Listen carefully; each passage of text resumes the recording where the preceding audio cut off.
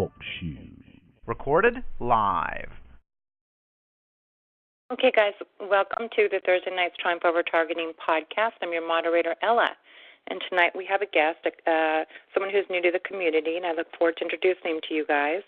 A couple of things. If you're new to the call, please stay on, and we will get you some support, some additional Talk Show podcast numbers, and hopefully some helpful links and websites. This is a solutions and educational-based podcast, but the views and opinions of my guests are not necessarily my own personal views and opinions. My goal is that everyone can get something out of tonight, especially a feeling of empowerment. If you have any suggestions, comments, questions, or especially if you are in need of any additional support, please don't hesitate to email me at tiangel2016 at gmail.com. Sorry, my brain's not working well tonight. Okay, so we have several announcements going on. First off, I'm going to have Dr. Melissa Black make an announcement, so feel free to speak up, Melissa. I know you're unmuted.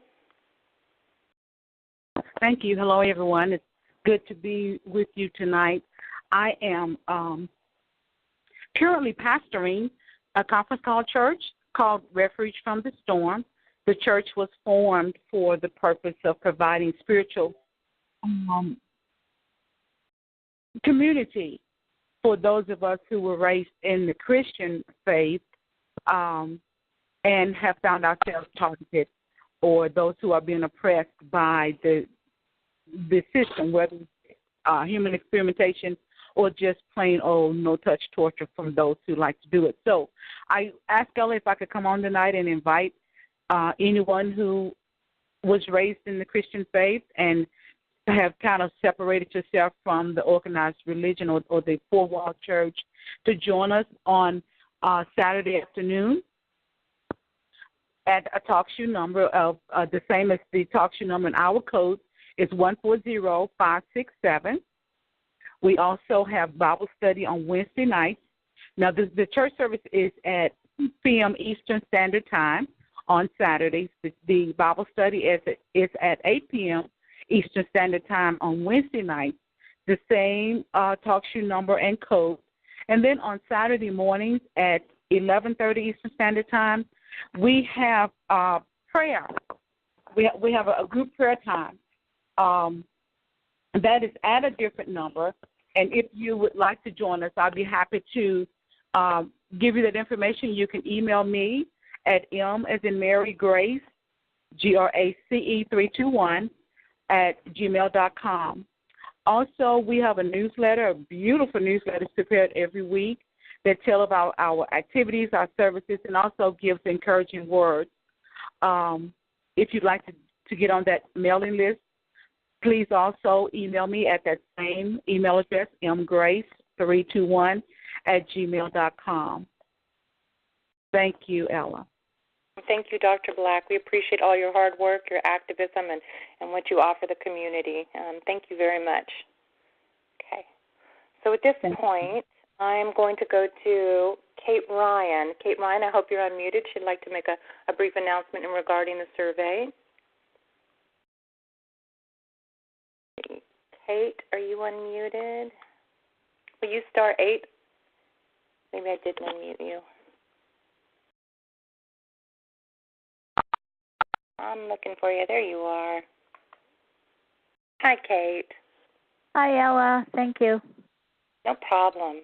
Hey, it's just a short little message. I've had some people that have expressed some anxiety about taking the survey, and I just wanted to address it because a couple of them were just so worried about sharing some data that involved all kinds of names and everything. And I said, you don't have to share anything you don't want to share. Obviously, we'd like to have as much information as possible because the more we have, the better. But we don't expect, if people feel uncomfortable giving us names and everything, I think our main objective, at least for the first step of this, is to have similarities show up between victims. And so just by sharing that type of information, it can be very generic. So I just wanted to mention that in case some people that were so fearful of going into great detail. Okay. Well, thank you, Kate. I appreciate it. And I really do encourage everybody in the community or anybody listening to this recording to please participate. I think, you can go online. Kate, what do you think the best way is if someone's just hearing the recording to get them involved in the survey? Have them email? Just have them email the Global TI Survey, that's all one word, at gmail.com. And they just make a request. We send back to them the data that we need from them. And once we have that data, then we provide the code and they go in to a link. It's best for them to do it on a computer or tablet, but not on a phone. It's really impossible to do it on a phone. So if they don't have a computer, go to a library. And because you can save as you go and come back in anytime, people can do it over a period of days and just do it whenever it's convenient for them. And also to clarify, because some people seem to not see it, each section has a save. So when you're finished with a section, just hit save and then go to the next section. And because I know some people have emailed me or mentioned that, so you can. The other thing for those that want to prepare ahead of time for it, they can always once they get it, they can read through it, and then they can create some of their answers in a Word document, and then if they're using a library, they can save it to a USB stick, bring it with them, and enter whenever they want, Or those that have a computer, they can take their time with each question, enter it into a Word document, and then they can cut and paste it into the survey when they go, to the link. Yeah, you'll get a much cleaner survey, I think, too. Much cleaner responses. Yeah. Yep. Mm-hmm. Okay. Okay, thank you. Thank you, Kate. Really appreciate it. Sure. And thank you for everybody who's participated so far. Yeah, it's been a good, really good response, but I'd like it to be just a fabulous response. Yeah, me too. Okay. So if you guys are halfway or you just kind of haven't gotten started or done a small section, just maybe plot out a little bit time, to complete the survey and get it turned in. And again, we appreciate the efforts, and with your efforts, we'll be able to, get one step closer to at least exposing this or start that phase of this. And so, it really, the more numbers we have, the more impressive the results. I agree. Important. Yeah. Thanks, if you know Ella. people, you're welcome. And if you know people, you can suggest it, and you can always email, Global TI Survey at Gmail, and she can get you guys pointed in the right direction. Okay, thank you, Kate. Okay, thanks a lot, Ella. Now, I'm looking for Alicia. Alicia, if you're unmuted, will you say something so I can know you're here? Alicia? Star 8 if you, star 8 if I haven't, there you are. I thought I unmuted you earlier. Yes. Hi, Alicia. Yes. Hi, Ella. How are you? I'm doing pretty good. A little rough start, but that's okay. We're moving on anyways. Okay. So, I just want to invite people out to Philadelphia, October the 10th, 2017. I want them to come out and support me for a peaceful protest in regards to stopping torturing citizens.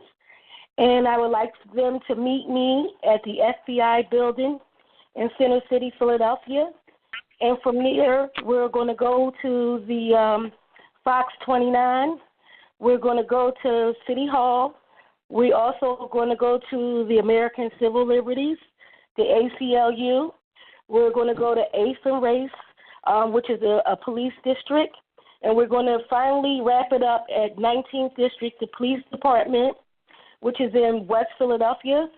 And we're going to discuss, targeting and non-consensual human experimentation and no-touch torture. So, hopefully we can have this videotaped and we can get this out there and everybody can come out and speak. You can bring signs.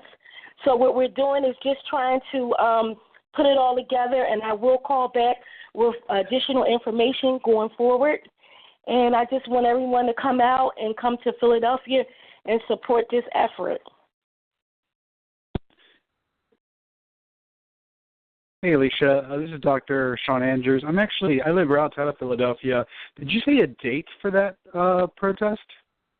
Yes, it's October the 10th. And I would like you to come out and help me as well. And and also Matthew, I would need his help as well. So I do need a lot of help here. So I really appreciate the whole community to come out and support me and to help me. Absolutely. I'm actually right. I don't want to hijack the call here, but I live out in the suburbs of Philadelphia. But if you want to meet beforehand and do some prior planning, I'd be interested in doing that as well. But thanks for the announcement. Yes. Okay. Thank you. And I'll make sure that Ella has my email and my phone number, and she can share it. And again, I'll keep coming back on because we're just trying to get everything together and make sure that everything is right, because we don't want to overwhelm people. We know people are victims, and I've been attacked constantly every single day. Every time I walk out my house, I have a drone come by and shoot me in my head. So I really need your support. Please come to Philadelphia and help me with this effort. Thank you. Thank you, Alicia. And Sean, you can hijack my call anytime.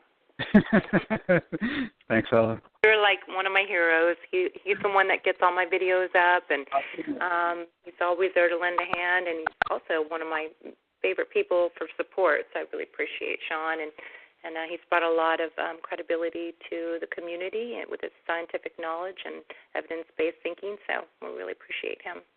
Okay, so now tonight's an interesting night. Several people wanted to give announcements, and this is a rare night for so many, but they're all equally important. And actually, one of the last ones we're going to discuss, Lauren's going to come on. She'll be the last person.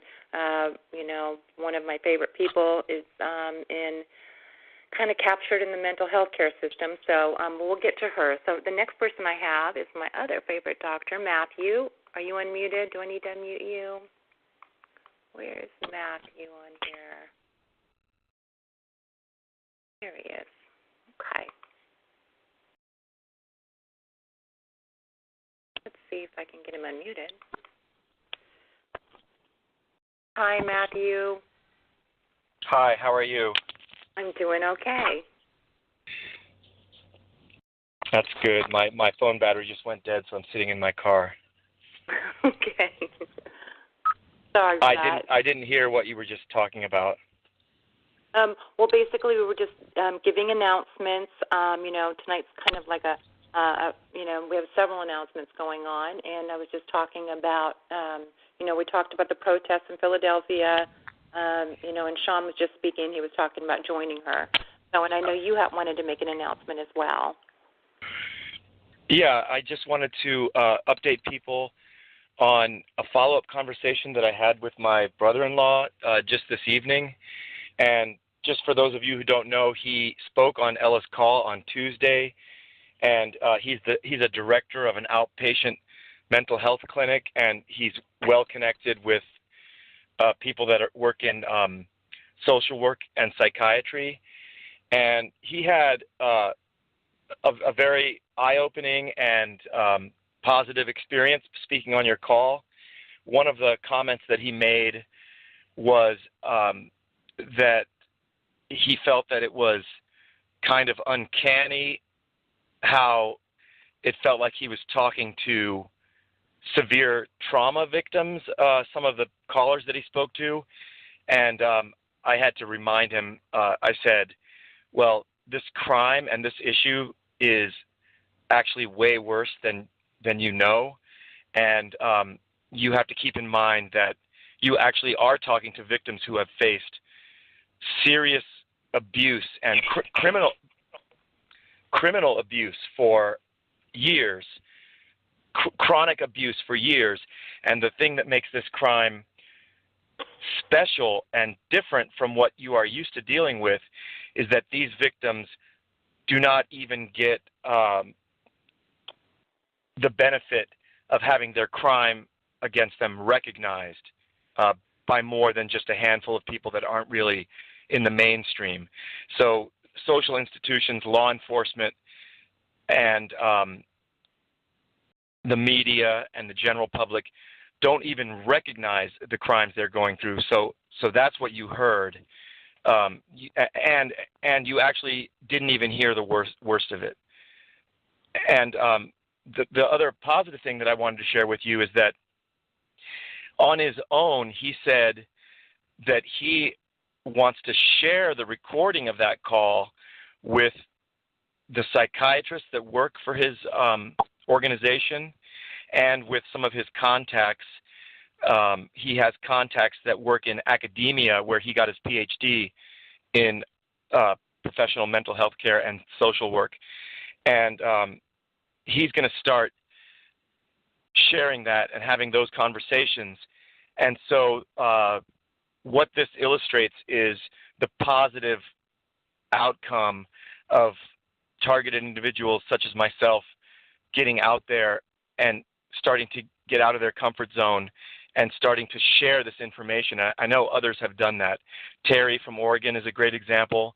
If people want advice on how to do this very delicate thing and very uncomfortable and awkward thing at times of getting out there and talking to people, I think Terry can offer good advice. I know that Midge has, or Yaya has done this and has had success.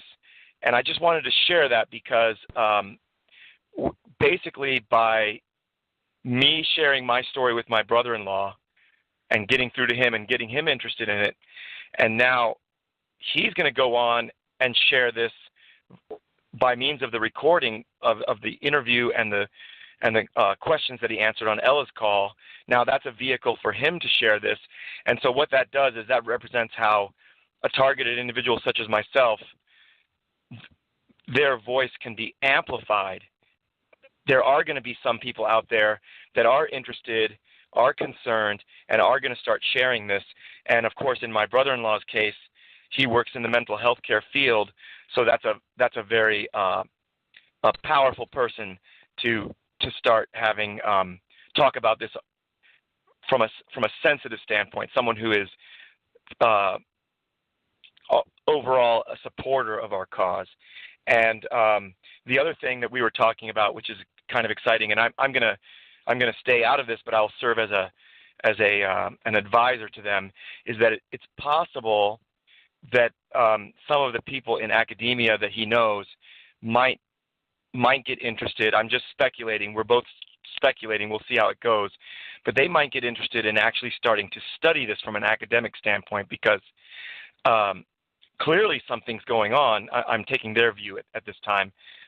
Whether you believe it or not, if you start to really look into this, clearly something's going on, and clearly very few people. It's odd how the field of social work and anthropology and social sciences aren't writing about this and studying this.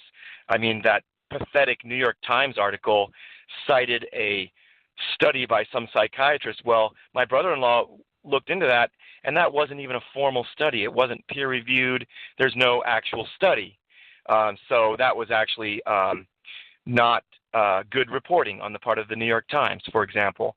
But anyway, the seed is planted in my brother-in-law's mind, and he is now sharing this information with other people. And I just wanted to share that.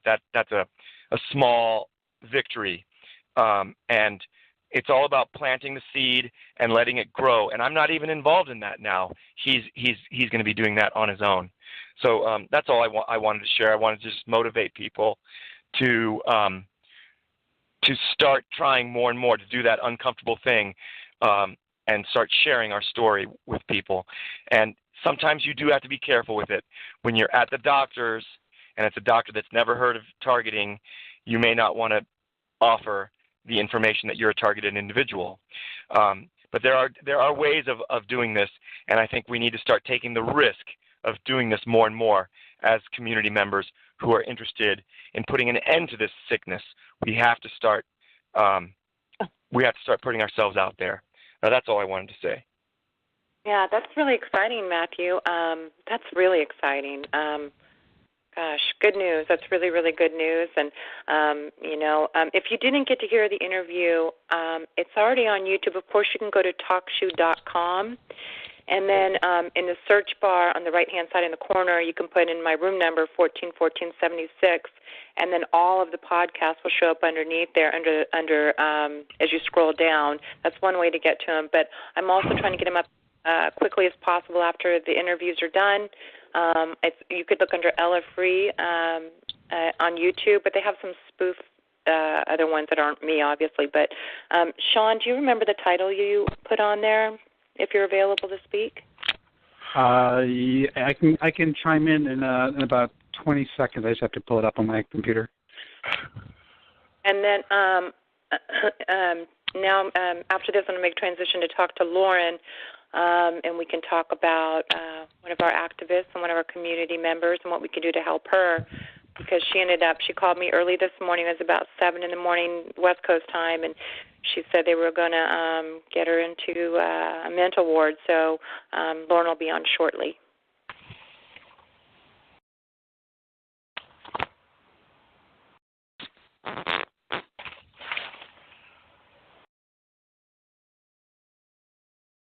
Okay, so at least on my end, if you just type in Ella Free, so ELLA and the word free on YouTube, the channel videos do pop up. This name of the channel is Ella F. I mean, most of you already have checked out her videos. They're just the recordings posted up on YouTube. You follow along in the comment section and follow along with what the folks are saying. Maybe even lend support to them if you can contact them.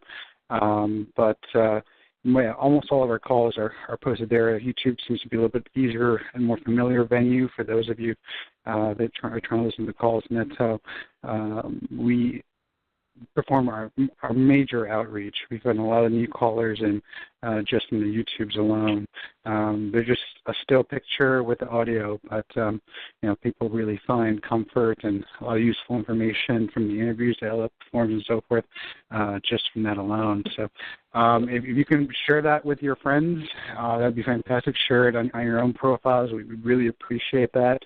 And specifically, we've been making a push for international participation. So we're looking for our brothers and sisters out in the UK, Australia, anywhere to just come in and participate, try to call into the calls, or you can contact Ella directly at tiangel2016@gmail. And oh, sorry, someone's got the phone unmuted. Go ahead. I'm sorry, you guys. I'm sorry. I thought I was muted. Okay. Okay, no worries. And get involved in our community. We'll try to get you support if you need it, or we'd love to even hear about your experiences. So this is a call on my behalf, and I presume Ella's as well, for international participation from everyone out there who's listening to us across the world. Yeah, thank you. And that's the one that I really wanted them to hear because of what's going on, and so many people do get captured into the mental health system, is the one from Tuesday. I think you just have it under, is it Dr. David S.? Is that how you have it labeled or titled, should I say? I think it's under Dr. David S., and he speaks on kind of basically all the pitfalls of being a target individual and what happens sometimes when we go to the doctors or go to the hospital. Ella, I think the title is something like Dr. David S. shares his experience of learning about targeted individuals with Ella Free or something like that. Okay, great. That's what I was trying to get at. Okay, thank you. And so now, Lauren, did I unmute you? I believe I did. I am. Yes, I am. Hi, Ella. Hi. So, as I was saying, I'll just turn it over to you, and you can tell me a little bit about what her predicament is. We don't know too many details, but we have the phone number, so go ahead. Okay. One of our elders in our TI community, Elvira Williams, I've just learned, has been taken into a mental facility. Briefly, I was concerned because I didn't hear from her today, and we usually speak at least once a day, pretty good. I didn't hear from her until last night was the last conversation in which she told me, I hope they're letting me out. She went in for medical attention. She's not feeling well. I didn't hear from her. I got concerned, called the hospital. So I'm letting you guys all know they're trying to cover by HIPAA laws that they don't give you. They just will tell you a person has been discharged. You can presume in your mind discharged where? Home, another hospital? That's on you. I called the hospital back again. The young man was open because of my voice. So I decided to use that number. Where would one go to the closest mental facility? He pretty much gave it out. She's at the Imperial Point Medical Center, Behavioral Health, Fort Lauderdale, Florida. And I got the direct phone number. Elvira is at area code 954-776-8893. Repeat, 954-776-8893.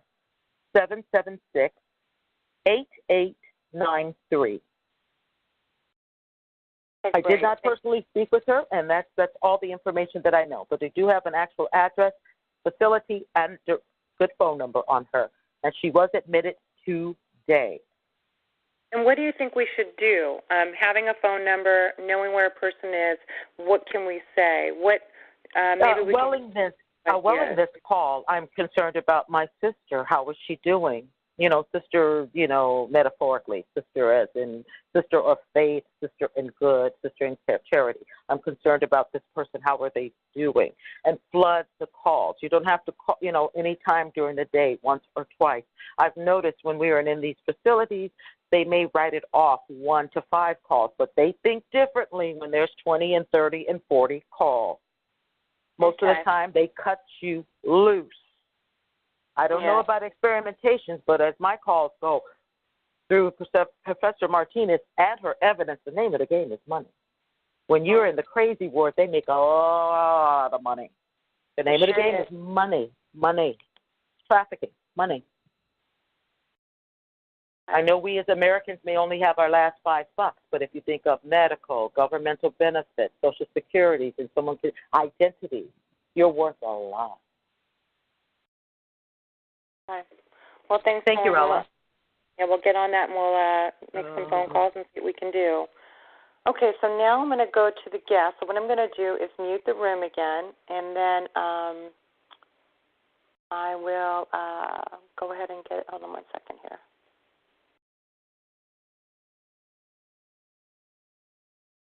Okay, so Lewis, will you start 8 again?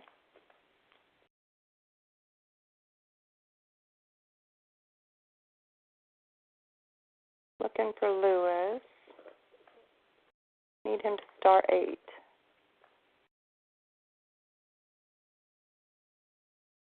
Where did he go? Oh, there he is. Great. Oh, hi. Lewis? I'm here. Okay, great. Okay, so kind of a busy night tonight. So this is like what we do. Sometimes we'll do announcements at the top of the call. So as you can tell, we had quite a few tonight. So thanks for your patience. And thank you for agreeing to be interviewed. So I know that you're kind of new to the community, and I thought this would be a good opportunity to maybe introduce you to people. And you have a very interesting story. It's very complex. So I thought this would also be a great opportunity for them to hear your testimony. So I guess, I don't know where we should start. I guess, I always say at the beginning, maybe like where you were raised and where you went to school, and kind of, I guess we'll start there and go forward. Sure. I was raised in Los Angeles, California, and I went to public schools for 1st and 12th grade. And my early life was completely fine. I had friends. I did fine in school. I had hobbies. I played sports. And I went to Pepperdine University for college, and I was able to do really well there. I graduated with a 3.9 GPA, triple major, and I had like a lot of activities down on campus. I had part-time jobs. I had full-time jobs in the summertime. At the end of my time at Pepperdine, I was able to get into Oxford University for graduate school, and I did my master's degree in social policy. I was also captain of the rowing club, and I was elected to student government, so I was really active on campus. I did my degree in social policy, like I said, and so my plan was to get an entry-level job, either in a government agency or a large nonprofit, and start working my way up. And so my first few jobs were like, government nonprofit jobs, nothing really amazing, but I was able to get good employee reviews from supervisors. And in 2005, I was at home, and I started hearing knocking noises. And I was living in a townhouse, and it sounded an awful lot like my neighbor in the next townhouse was knocking on the wall. And I only heard that at home. I never heard knocking noises when I was out running errands or at work or anything like that. It was only at home. That progressed to hearing loud screaming in the middle of the night that would wake me up. And that progressed to hearing voices that sounded like my neighbor next door in the next townhouse was talking with people. Once again, no problems when I was at work, no problems when I was out running errands. It was only at home. I lived there for about 2 years, and that was in 2005 to 2007. In 2008, I got a job for a think tank, and I was doing research on waste, fraud, and abuse by the government. And I was doing pretty well there. I was publishing articles. I published a short book. I made a transparency website for the state of Nevada. I was living in Las Vegas. But I started getting what TIs call gang stalking. So people would follow me around, and they would tell me that I smell bad, or they'd tell me that I'm ugly, or things like that. I would drive from Las Vegas to Los Angeles about once a month to visit my family, and people would follow me on my drive. It's a 2-lane highway from Vegas to LA. So things would happen like 2 cars would follow me. They'd speed up ahead of me, then they'd drive side by side in the highway and slow down to 30, 35 miles an hour. They'd hold me up on my drive, and then traffic would get held up. They would speed up and drive away. On the weekends, I would go to a park and read a book. There'd always be a guy in a van, and he would sit there and just stare at me for a few hours while I'm reading a book. Then I would stand up to walk to my car, and he would start his car and drive away. Things like that were happening that were just strange. After about a year in that job, my work itself was going fine, but I was just getting tired of all the gang stalking. And so I thought that if I moved to Los Angeles, I wouldn't have to deal with it anymore. At that point, I didn't really know what gang stalking was. I'd never heard of a targeted individual. I'd never heard of any of this. And so I thought maybe one person in Las Vegas was stalking me and he was having his friends help him, or I didn't know. I just thought it was like a traditional stalking problem. So I thought, okay, if I move to LA, I won't have to deal with this anymore. I did a job search, and I got a job for a payroll company as a research manager. And when I got there, things started off okay, but after a few weeks, I started dealing with workplace harassment. And the gang stalking activities that I had to deal with in Las Vegas ended up following me to Los Angeles. And so I had people following me around. I had people yelling things out of their car window at me when I was driving. It started off just with annoying things like that. After a few months with my company, I decided I was getting tired of the workplace harassment. And so I started talking to people, and I was told that other people left the company in the past because of workplace harassment. So I went to Human Resources, and I said, I think what's going on in the workplace is really inappropriate, and I'm going to file a complaint with the EEOC. And Human Resources asked me how much money do I want to not file with the EEOC. And I told them I'm not doing it for the money. I just think that's the right thing to do, and I'm going on leave of absence. And so I left the job. I filed with the EEOC. And then in 2010, I got a call from the U.S. Secret Service, and they were asking whether I'd like to be a special agent. And I said sure.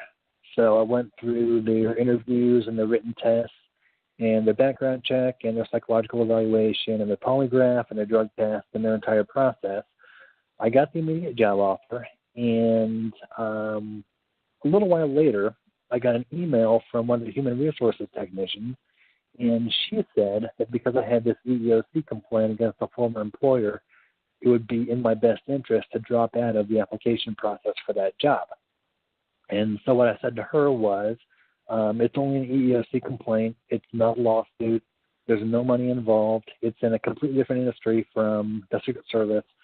the Secret Service has nothing to do with this, and I told her that it's illegal for her to tell me to drop out of the application process for any job because I had an EEOC complaint against a former employer.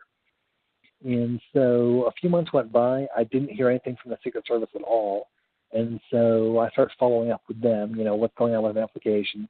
I already have a job offer. There's something I'm interested in doing.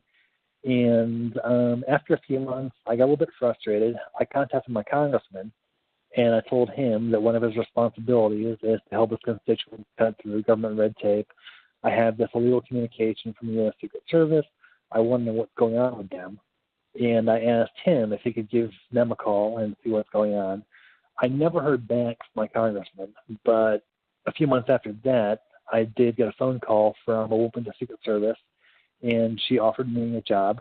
And so she told me the day that I was supposed to start, but she also told me that there were people with the Secret Service who were upset about how aggressive I was in pursuing the job opportunity, and some of them thought that I was being rude. So I said that if anybody thought that I was being rude to them, I'm sorry. But if anything, I'm showing that I'm really interested in the job. It's not something that I'm just half-hearted about. It's something that I really do want to do. And so I went to that job. I got workplace harassment pretty much from day one. But at this point, as a target individual, workplace harassment is the norm. So I just told myself I'm going to do as well as I possibly can in the training, and I'm not going to worry about all the other problems I'm having. I knew that I had to pass 5 academic tests. I had to pass a shooting test, a PT test, and a driving test. And I went to the training, and that's exactly what I did. I did really well, actually. I scored about 90% across the board on the scholastic tests, and the driving test got 100%. I shot as an expert marksman. And the PT test, I actually got the best overall combination of scores of anybody that year. But when I was at the Federal Law Enforcement Training Center for the training, these really strange things started happening. So, for example, I would always sleep at night with a pair of board shorts on, and I'd have them tied, and I would sleep with the blankets on me. And I've never had any problems with sleepwalking or tossing and turning a lot at night or anything like that. But I woke up with my board shorts undone in the morning and with the blankets off of me. And I felt like what target individuals call silent raped, like my butt hurt. And so I told myself, I'm not going to report this to anybody. It's really strange. It's never happened before. But I just want to focus on this program, and if I tell anybody about this, I'm going to look like a strange person. So that progressed to waking up in the morning with my shorts undone and feeling silent raped and having the blankets off of me and seeing pieces on the floor. And that progressed to waking up in the morning with my board shorts undone, the blankets off of me, feeling silent raped, and having cuts on my body. And in the last week of the training, I was telling myself, well, overall I've done well in the training program. I haven't had any major problems. My scores are really high, so I was feeling okay about how everything was going. But I just started walking one day, and I walked out of my room in the dorms, down the hall of the dorm building, and out of the building. Then I walked across the base. Then I walked out on the sidewalk, and I walked to the parking lot of a hotel, and I just started walking back and forth uncontrollably. I didn't really want to be walking. I was just doing it. I can't really explain the feeling. It was really strange. And there were 3 instructors from the Federal Law Enforcement Training Center who followed me the entire way in their cars. And so they kept circling the block over and over and over while I was walking. Anyway, next day, I went back to our highest level supervisors, and I said, I'm doing really well in this training program. I don't want to lose my job. I don't want to have any major problems. I haven't broken any rules, but these strange things keep happening. And so I explained what was going on. And they told me that what they would do is send me back to Los Angeles for a few weeks. They said that they had another class of people who were going to be graduating in a few weeks. I could finish off the last few days of my training with that class, and everything would be fine. I said, sure, I'll do that. So flew back to Los Angeles, and the next day I got a call from someone in the Secret Service telling me that I was fired. And so I said, well, I didn't break any rules. I didn't do anything wrong. My scores overall were really high in the training. and I don't want to lose my job. And basically what she said is the consensus was that I didn't fit in with the kinds of people that they were hiring. So I appealed that to higher level people in the Secret Service. One woman I talked to acted really angry and said that they definitely can't do that, but she apparently wasn't powerful enough to save my job. And other people in the Secret Service said, no, that's the decision, I'm terminated. So I filed a case with the Office of Special Counsel. They told me that they would do an investigation. They sent me a letter saying that their finding is that I resigned from my job. And so I got back to them, and I said, no, I definitely didn't resign. I have my termination paperwork. I forwarded that to them. I asked for a higher-level supervisor with the Office of Special Counsel to investigate, but I got a letter back from the same investigator saying that they'd closed the case. So I went to the Merit Stance Protection Board, and they weren't helpful either. And so I was back in Los Angeles, and I was looking for my next job and trying to have some kind of a life. And the gang stalking kinds of activities I had to deal with got much, much worse. I started getting home break-ins, so I would be out during the day running errands. I'd get back to my house, and there'd be urine all over the carpet, or the furniture would be rearranged. As far as I could tell, nothing was ever stolen, but it was like somebody wanted to be really clear that they had access to my house. Started getting followed around more. My family's car was driving on the freeway. This one was sideswiping it over and over. 2 people showed up the next day and offered us cash to not report that to insurance, but we already had. Oh boy, I could go on and on about the gang stalking kinds of things I had to deal with. That would take forever, but I mean, it was almost daily strange things were going on. So I did the things that a normal person tries to do to be more safe. I put more locks on my doors. I got a car alarm and a house alarm and dogs and a fire alarm for the house, and called a friend who I knew from high school who was in the LAPD and told him about what was going on, talked to neighbors. I mean, just, the things that you do to try to stay safe. That wasn't too helpful. And the things that were going on at the Floodsie started going on in my home. So every night what I was doing was I was going to sleep with my bedroom door locked, and I'd always push my dresser in front of the door just for added safety because I was getting home break-ins. And I was waking up with my shorts undone and the blankets off of me, feeling silent raped and seeing feces on the floor. The worst instance, I woke up in the morning feeling silent raped, and with the blankets off of me, I had a cut between my ass cheeks, and I had severe pain and swelling in my testicles, and that turned out to be epididymitis, which can have a few different causes, but it's mainly a sexually transmitted ailment.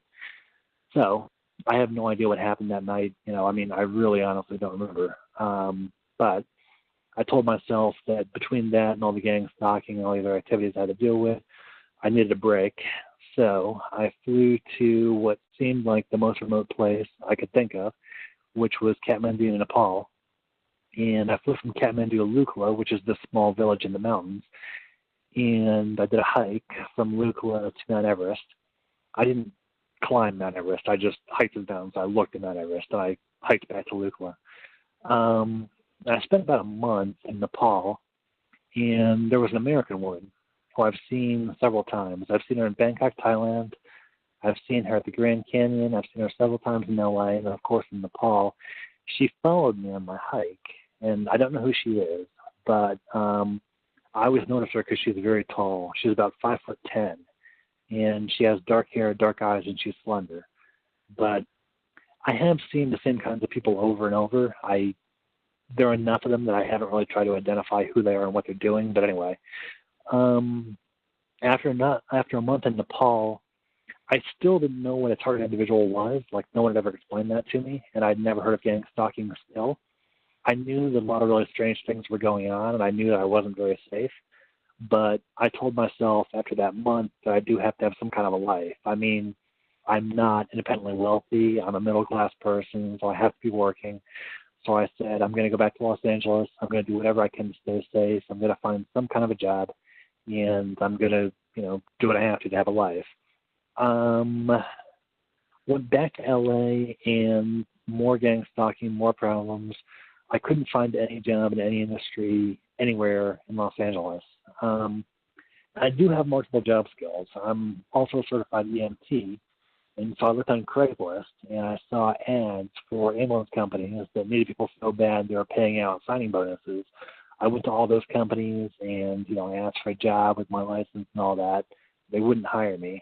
So I don't know if, somebody was following me around and saying, don't give them a job, or if somebody's calling around, or what's going on. But, I was applying for some master's degree level jobs. I was also applying for, jobs that didn't even require a high school diploma that paid minimum wage. I wasn't getting any job offers.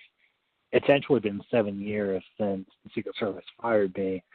I haven't been able to find any job in any industry anywhere in America since the Secret Service fired me in 2010. And that's, of course, extremely abnormal for someone who has a master's degree from Oxford. But anyway, gang stalking kept getting worse and worse in Los Angeles, and one day I woke up with a major wound in the side of my head, and that stayed swollen for several weeks. I also had splints in both my earlobes, a split across my lip. I had some tenderness in my cheek. So once again, I don't know what happened, but I was subject to some kind of violence in my home, and I decided once again that I should leave America for safety. And I flew through Dallas. Well, I had a layover in Dallas-Fort Worth Airport. When I went through the Customs and Border Patrol desk, I gave my passport to the agent there.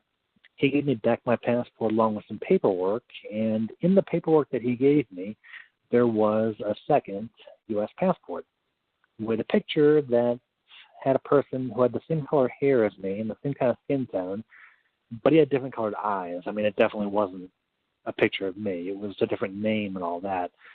So what I was thinking is I've already had problems with the police. I've already had problems with the Secret Service. Maybe federal agents have me on some kind of a list. They're trying to, build a rap sheet up on me. He's trying to plant some evidence on me. I don't know. So I gave the passport back to a police officer in the airport and left the country again. Did another trek in Nepal because it seemed like a pretty remote place. I flew to Kathmandu, then I took a bus to Pokhara. Then I did the Annapurna round trek. And I was going up and over the Tornlaw Pass, which I believe is the highest mountain pass in the entire world. And I was thinking if there's anywhere in the world where I'll be away from gang stalking, it should be here. But there were 3 guys who were following me. And right up and over that pass, they're all yelling at me, haha, we got you, you'll never get away, you're ours, we own you, things like that. So I had no choice but to finish my hike, which is what I did. And I didn't feel safe back in America, so I traveled through some other countries, and everywhere I went, people would follow me. I tried flying on airplanes, I tried trains and buses. I even went to Vientiane and rented a big dirt bike, and I rode my dirt bike from Vientiane to Laurent-Provence through all the mountains as fast as I possibly could. But 3 guys on 2 dirt bikes followed me the entire way. And so I would stop my dirt bike, and then a few blocks behind me, they would stop their dirt bikes. I'd stop for the night. They would stop for the night nearby, whatever I was doing. They even pulled up alongside me and told me to pull over. So I wasn't able to get away from these activities, no matter what I was doing. And the next few stories that I have to share, if someone told me these, I would think the person was completely crazy. I wouldn't believe what they were saying. But this is just my personal experience. Went to Cambodia, and I was in Phnom Penh.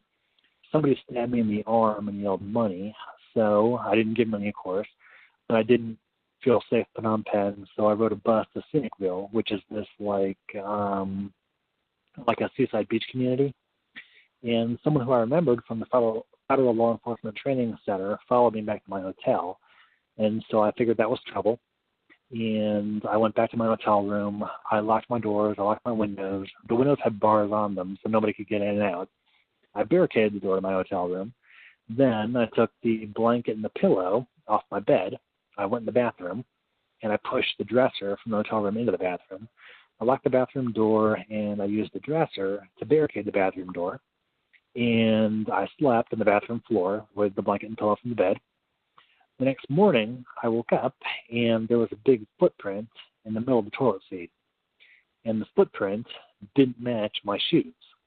So I would have had to have gotten up in the middle of the night, unlocked 2 doors, unbarricaded 2 doors, let someone into the hotel room. The person would have had to have put that footprint there. Then I would have had to have relocked both doors, rebarricaded both doors, gone back to sleep on the bathroom floor in the same position, and not remember doing that. Like I said, if anybody told me that, I would think they were crazy. I wouldn't believe it, but that's what happened. Another case, I was in a very high security building. It had a 3-story wall around it. There was some razor wire on top of the wall. There were surveillance cameras in the hallways in front of the building. There were security guards in the building. And I still barricaded my front door of my apartment in the building, and I barricaded my bedroom door. One night I went to sleep. Everything was fine. The next morning I woke up, and there was a double-pane glass window in the building.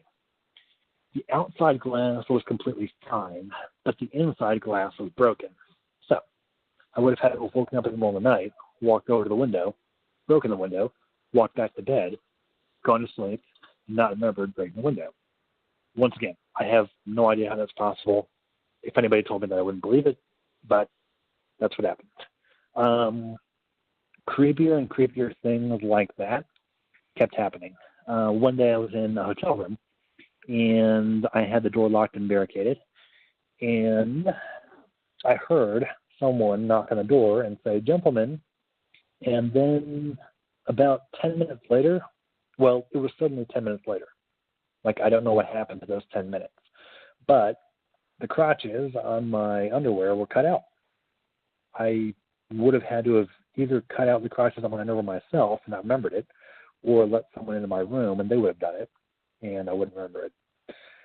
Again, if anybody told me that, I would think that the person was going crazy. So I figured I was having all these different problems, and these creepier and creepier things kept happening. I'd had problems with federal agents. I had problems with police, and I'd try to fight it the best I could. I mean, I'd filed all these different kinds of cases and complaints with all these different agencies. That didn't work.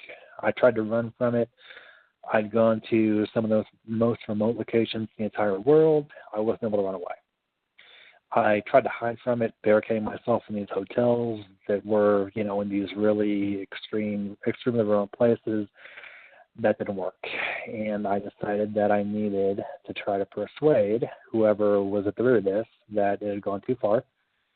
And so I started doing research online and looked into international law and looked up psychological torture.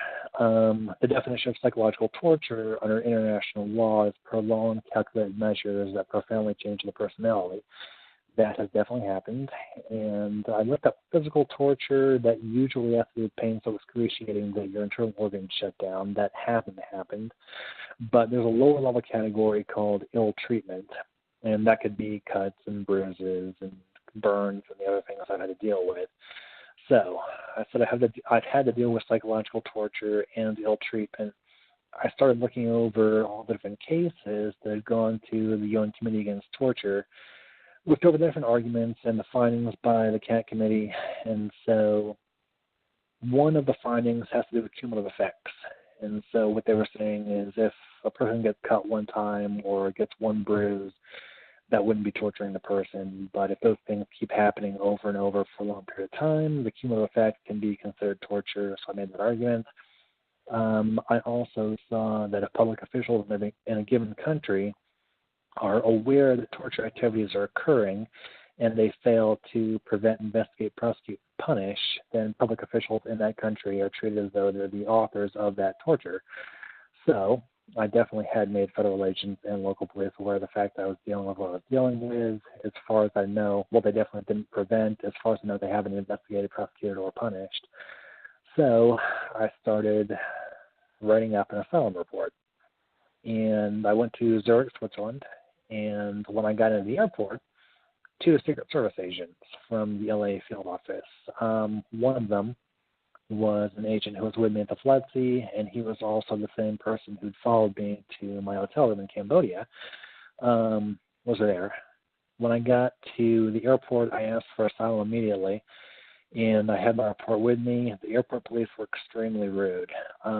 They treated me like I was a criminal. They strip searched me, and, they weren't helpful at all.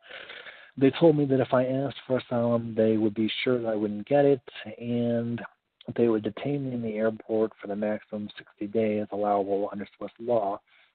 And at the end of those 60 days, they would deport me back to America. So I said, well, that's definitely not what I want to have to deal with. So could I just enter Switzerland on a tourist visa, because all Americans can enter Switzerland on a tourist visa, and I'll just ask other countries for asylum? And they said no, and they put me on an airplane and deported me back to where I came from, which was Hong Kong. So I traveled from Hong Kong to Macau, Macau to Bangkok, Bangkok to Paris, and then I took a bus from Paris to Bern, Switzerland, and I started asking other countries for asylum, and I got very, very different reactions from every embassy. Cuba interviewed me. They were really respectful. Ecuador told me that they were interested in my asylum claim. They asked me for references from past professors and past employers. Venezuela formally rejected me. They told me that they only give asylum to people who meet certain characteristics. They didn't tell me anything more than that, so I just said okay. I did ask Saudi Arabia for asylum, and they didn't get back to me on my report, but a little while later they did offer me a job teaching in one of the universities. So I ended up going to Saudi Arabia not as an asylum seeker, but on a work visa. And my first day of work at the university, the same Secret Service agent who was at FLETC in Cambodia and in Zark Airport was at my workplace. So I don't know if he was talking to my managers and supervisors, or if he was trying to intimidate me or what. I never talked to him. But it was strange that he was there. Anyway, things in Saudi Arabia were much better. There was no gang stalking. No one really bothered me very much. I had a few minor things here and there, like someone slashed one of my tires one time, and then I think I got a second tire slashed a little while later. I had a cover for my car that someone stole, but that could have just been any kind of thief. But no evidence of home break-ins, no one sideswiped me on the freeway or anything like that. And what was really strange, though, was that some things were going on with people around me. For example, I made friends with one of the other teachers, and between classes, he and I would talk. And one morning, he was driving to work, and there was a busy intersection. It was a red light. He brought his car to a full stop, and he was waiting for the light to turn green. There was cross traffic, and he took his foot off the brake, hit the gas, drove out into the cross traffic, and another car hit his car, totaled both cars, and then he had such a bad concussion that he was completely non-functional. He was doing things like going to the closet, thinking it was the refrigerator, and looking for food in the closet. His wife had to take care of him. He ended up having to leave Saudi Arabia, leave his job, and go back to America for highly specialized medical care for his concussion. We had another teacher several months later. One day, well, he and I were friends too. We talked about teaching and whatnot in the bus to and from work. But one day he got in his computer and he started sending out emails, like an email every 2 or 3 hours. And he copied his emails to every teacher, every manager at the school, the program director, everybody. And he was like calling people names, and he was accusing people of things. And probably the worst thing in Saudi Arabia that you can call someone is a bad Muslim. He was calling everybody a bad Muslim. I mean, I'm Methodist, not Muslim, but he called me a bad Muslim. And then one thing you really don't do in Saudi Arabia is you don't criticize the princes and princesses. That's just not a cultural thing. But he was like accusing them of corruption, and it ended up that the Saudi police had to go to his apartment and extract him, and they deported him back to America. So, with me personally, I've been teaching in Saudi Arabia for 4 years, and things there are much better. I mean, I'm not getting gang stalking there. I'm not getting home break-ins. I'm not getting any major problems. Life there is pretty normal. But like I said, I mean, in America, I'm still having all the same problems. There's no end in sight. I mean, I'm still not able to find any job in any industry anywhere in America. I still get followed around. I still get strange things going on. I mean, I think it was about 4 days ago, I was making a phone call. Then later on, I picked my phone up, and I heard it sounded like a fast-forward recording of the things I had said in a previous phone conversation. So I don't know if someone wants me to think that they're recording my phone calls or what, but, I mean, just strange things like that go on in America. Like I said, I mean, I've had to deal with so many different gang stalking things and so many strange things going on that I could keep talking and talking and talking for hours about the different things I've had to deal with. But I think at this point, I mean, if anyone has any questions for me, or if anyone could explain to me how these things are possible, I'd be extremely interested in any information anybody can offer. I mean, how could somebody make me wake up in the middle of the night, move 2 barricades, let somebody into a hotel room to put a footprint on the middle of the toilet seat, then replace 2 barricades and not remember it? I mean, it's beyond me how that's possible. So if anybody has any information on how that could happen, I would be extremely interested in whatever information you may have.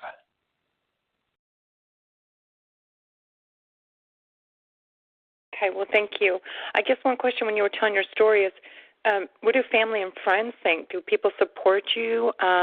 What have you been doing? Because I know you've been targeted for quite some time to take care of yourself, to shield, to kind of protect yourself. I mean, I kind of understand you've been leaving the country quite a bit. So I'll just keep the question relatively short. Just curious about who's supporting you and what people's reactions are to your story. Well, I do.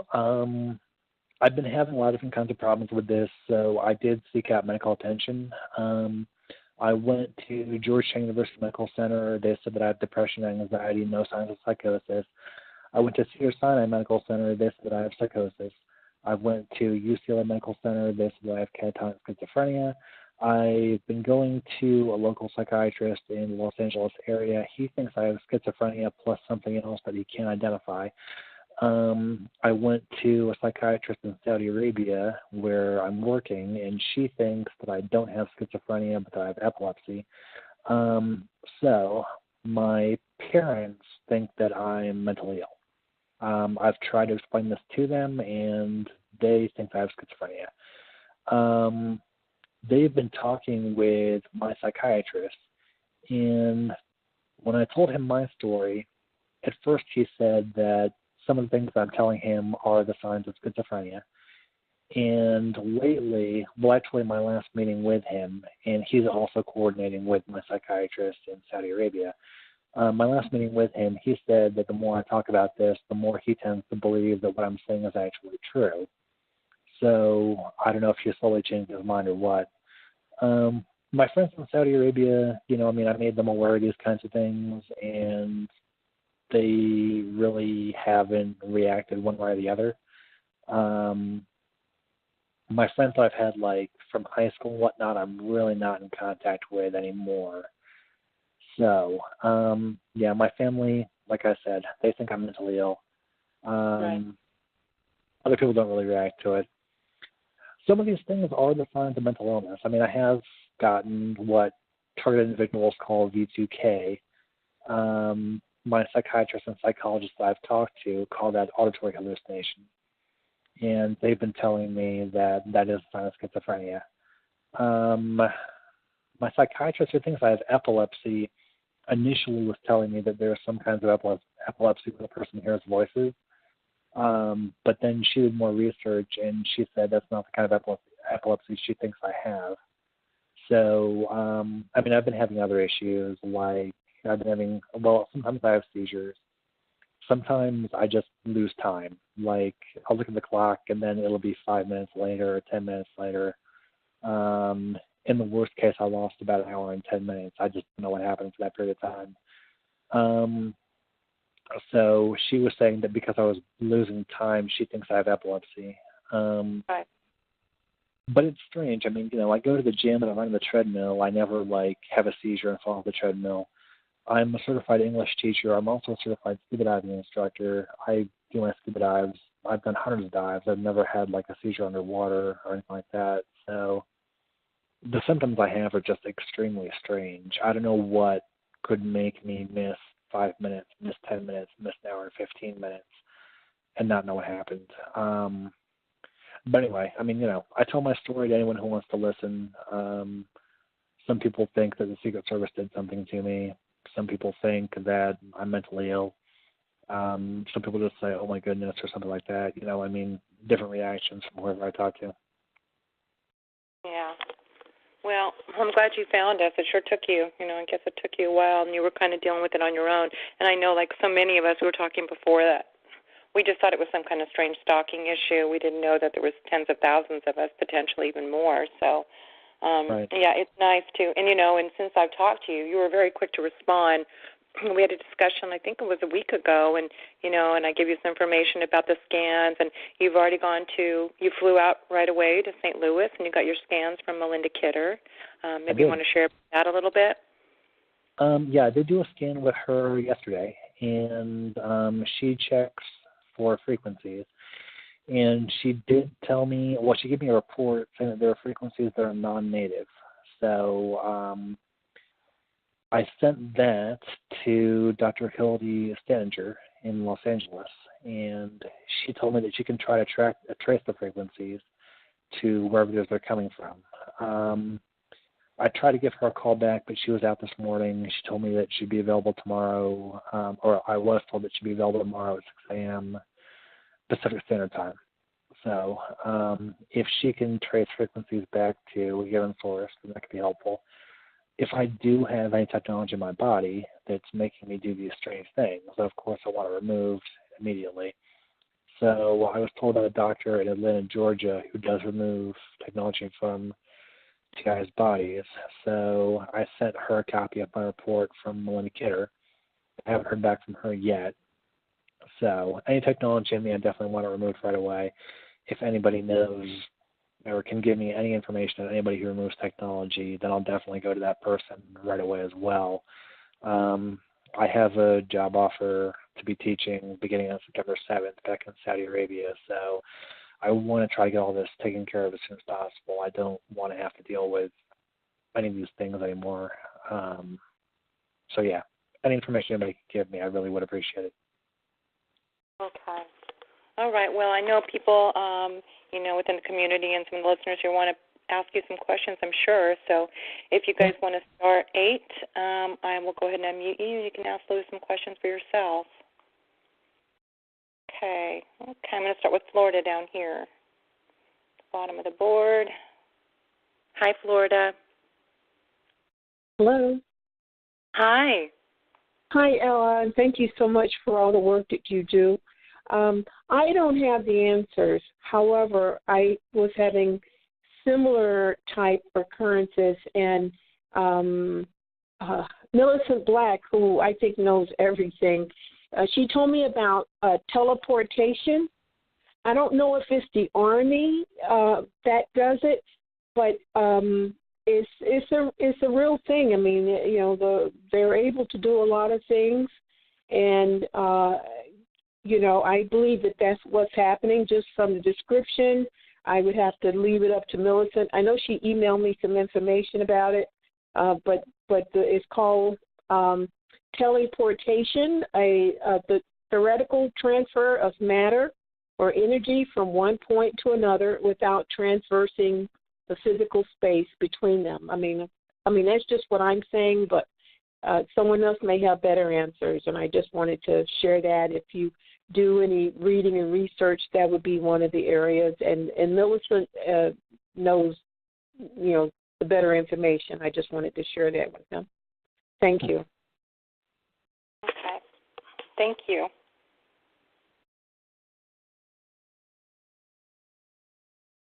Okay.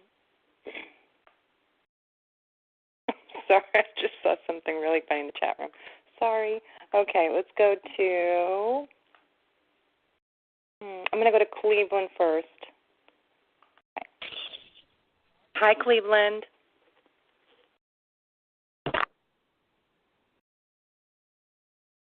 Cleveland, do you have a question for Louis? That's okay. We'll go ahead and mute him. Sometimes people's phones are on mute and there's difficulties. I'm going to go to California then. Hi, California.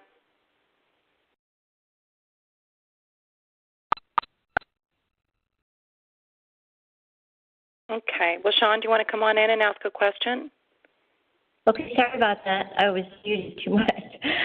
Well, how it goes. Okay, go ahead. You have a question for Louis? Now, I have a question about the electronic rape. I am a TI, but I have never experienced that, and if anybody else wants to help answer my question, but since the guest was quite detailed, and if you don't want to answer, help me understand this, if it's too sensitive, that's fine too, but I was curious if rape is electronic, which makes sense that they could do that, why the physical, like the shorts and the blanket off, and, why the physical if it's purely electronic? I don't have a technical background. I have absolutely no idea how any of these things are possible. I mean, I've been trying to look up, I know that Dr. Colin A. Ross was one of Ella's guests, and so I was looking up some of his work, and I saw that in the 1950s through 1970s there were experiments on giving people second personalities, and so I thought that may be a possibility. Like if at the Federal Law Enforcement Training Center something happened, they gave me a second personality, and so my second personality is waking up in the middle of the night and doing strange things. And then my first personality is waking up in the morning, seeing the results of those strange things happening. I mean, I suppose that's possible. I talked about that with a few psychiatrists and psychologists. They said that it's pretty controversial. I was told by my main psychiatrist that he doesn't think that I have a second personality, and he's even skeptical about whether that exists. I directed him to Colin A. Ross's work, and that's when he got back to me and said that the more he thinks about this, the more he thinks it's possible. Like I said, I don't have a technical background, so I can't say, maybe teleportation is possible. I don't know. In terms of electronic torture, again, I don't have a technical background to understand how it all works and what would be possible. I'm here just to share my story and to ask if others may have some information that can help me. Unfortunately, I don't have explanations. I don't have any information I can share about this with all of you. I just have, theories that I've been given from other people. Okay, well, thanks for your... Sure. Thanks, California. Now I'm going to go up to Sean. Where did he go? Oh, there he is. Hi, Ella. Hi, Lewis. Hi. So I'm going to get into a pretty heavy topic here right away because I'm sure I'm not the only one thinking it. I have no doubt in your ability to case a room, figure out what the security pitfalls in, bury yourself in, put in measures to make sure that if anyone were to enter unforced entry, that you could detect it. But some of the methods some of the experiences you described after, say, going to sleep and then finding that these barriers presumably were still intact, that the entry was unexplained. Is that correct? Right. Makes me wonder if, and bear with me here, if some of these weren't purposely self-inflicted acts as a result of possibly subliminal messaging and then a combination of maybe sleepwalking and, again, self-infliction. So my follow-up question to you would be, do you have any evidence of that? Could that be a possibility? And just as a follow-up to that, You said there were cuts and bruises and so forth.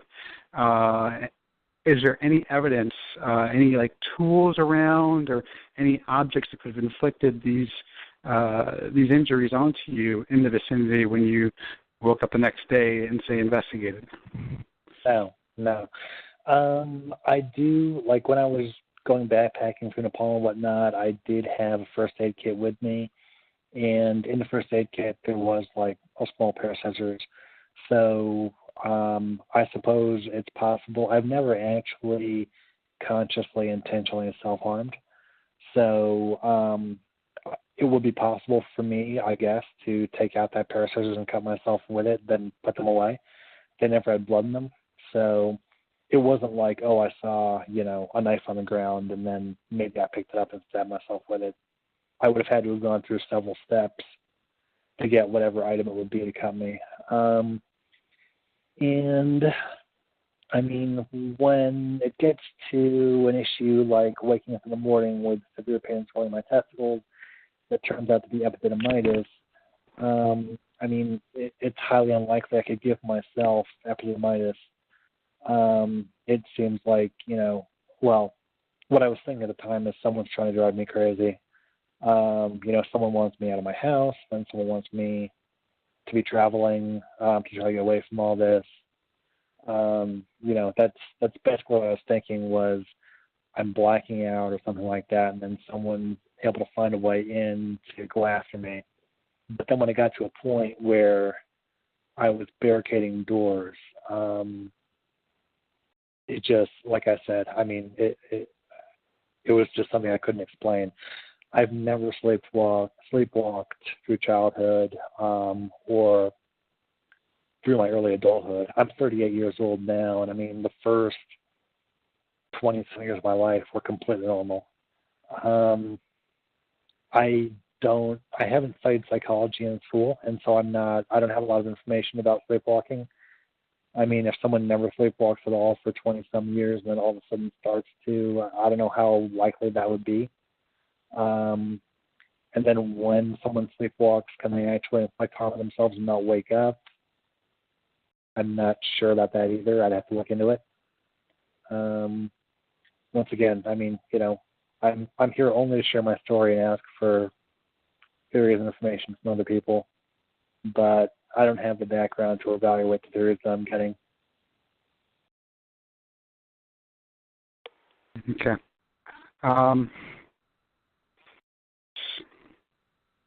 Yeah, I don't know. I guess that's something I have to think about some more. We have tons of reports, similar reports of this happening in the community. It seems that certain folks are maybe more susceptible to these types of attacks than others. I find it interesting that doesn't happen to the majority of TIs, from my understanding. But I'd probably like to follow up with you and sort of just pick apart all of the details as best you can remember them and try to sort of piece this in my mind and try to make some sense of it. Although there may not be some sensical, explanation as to what may have happened. We know the very basics of sleepwalking, subliminal messaging, but who knows how these powers with the added technology can be leveraged against someone. But I'm very curious, and I'm sorry about I maybe sounded accusatory or. No. I've heard a million things from all kinds of people. I'm more than happy to share my story in any details with anybody at all. And I don't take offense. I mean, I've had some people tell me that they think the Secret Service is after me, that federal agents are after me, and so they're trying to drive me crazy before they build up a rap sheet and try to arrest me for something. I mean, I have no criminal record in any country, anywhere in the world. But, could they have been angry at me for something, for whistleblowing or, making them look bad? I don't know. And now they just want to arrest me. I mean, some people tell me that. Other people tell me they just think I'm mentally ill. Other people tell me it's a combination. Gang-stalking people want me to go crazy or, But anyway, don't worry about offending me. I'm more than happy to share my entire story with anybody, and they can decide whatever they want to about it. The follow-up I had on Saudi Arabia. So I found your story about Saudi Arabia to be particularly interesting, and I was trying to explain why wouldn't the gang stalking, why wouldn't the harassment be as prevalent there?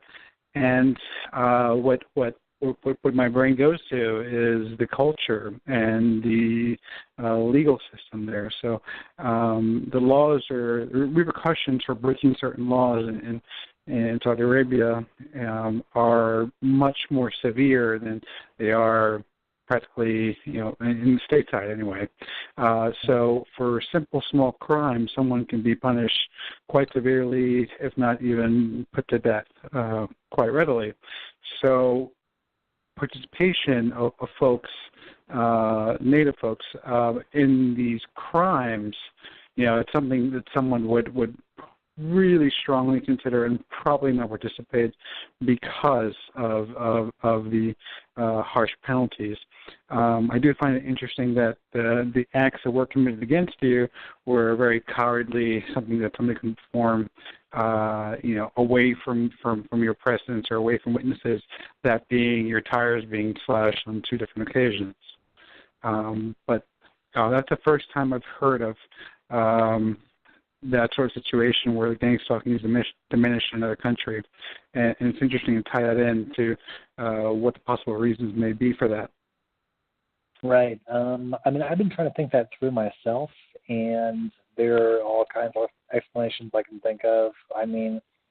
Arab people do have a much different view of psychology and psychiatry than do Americans.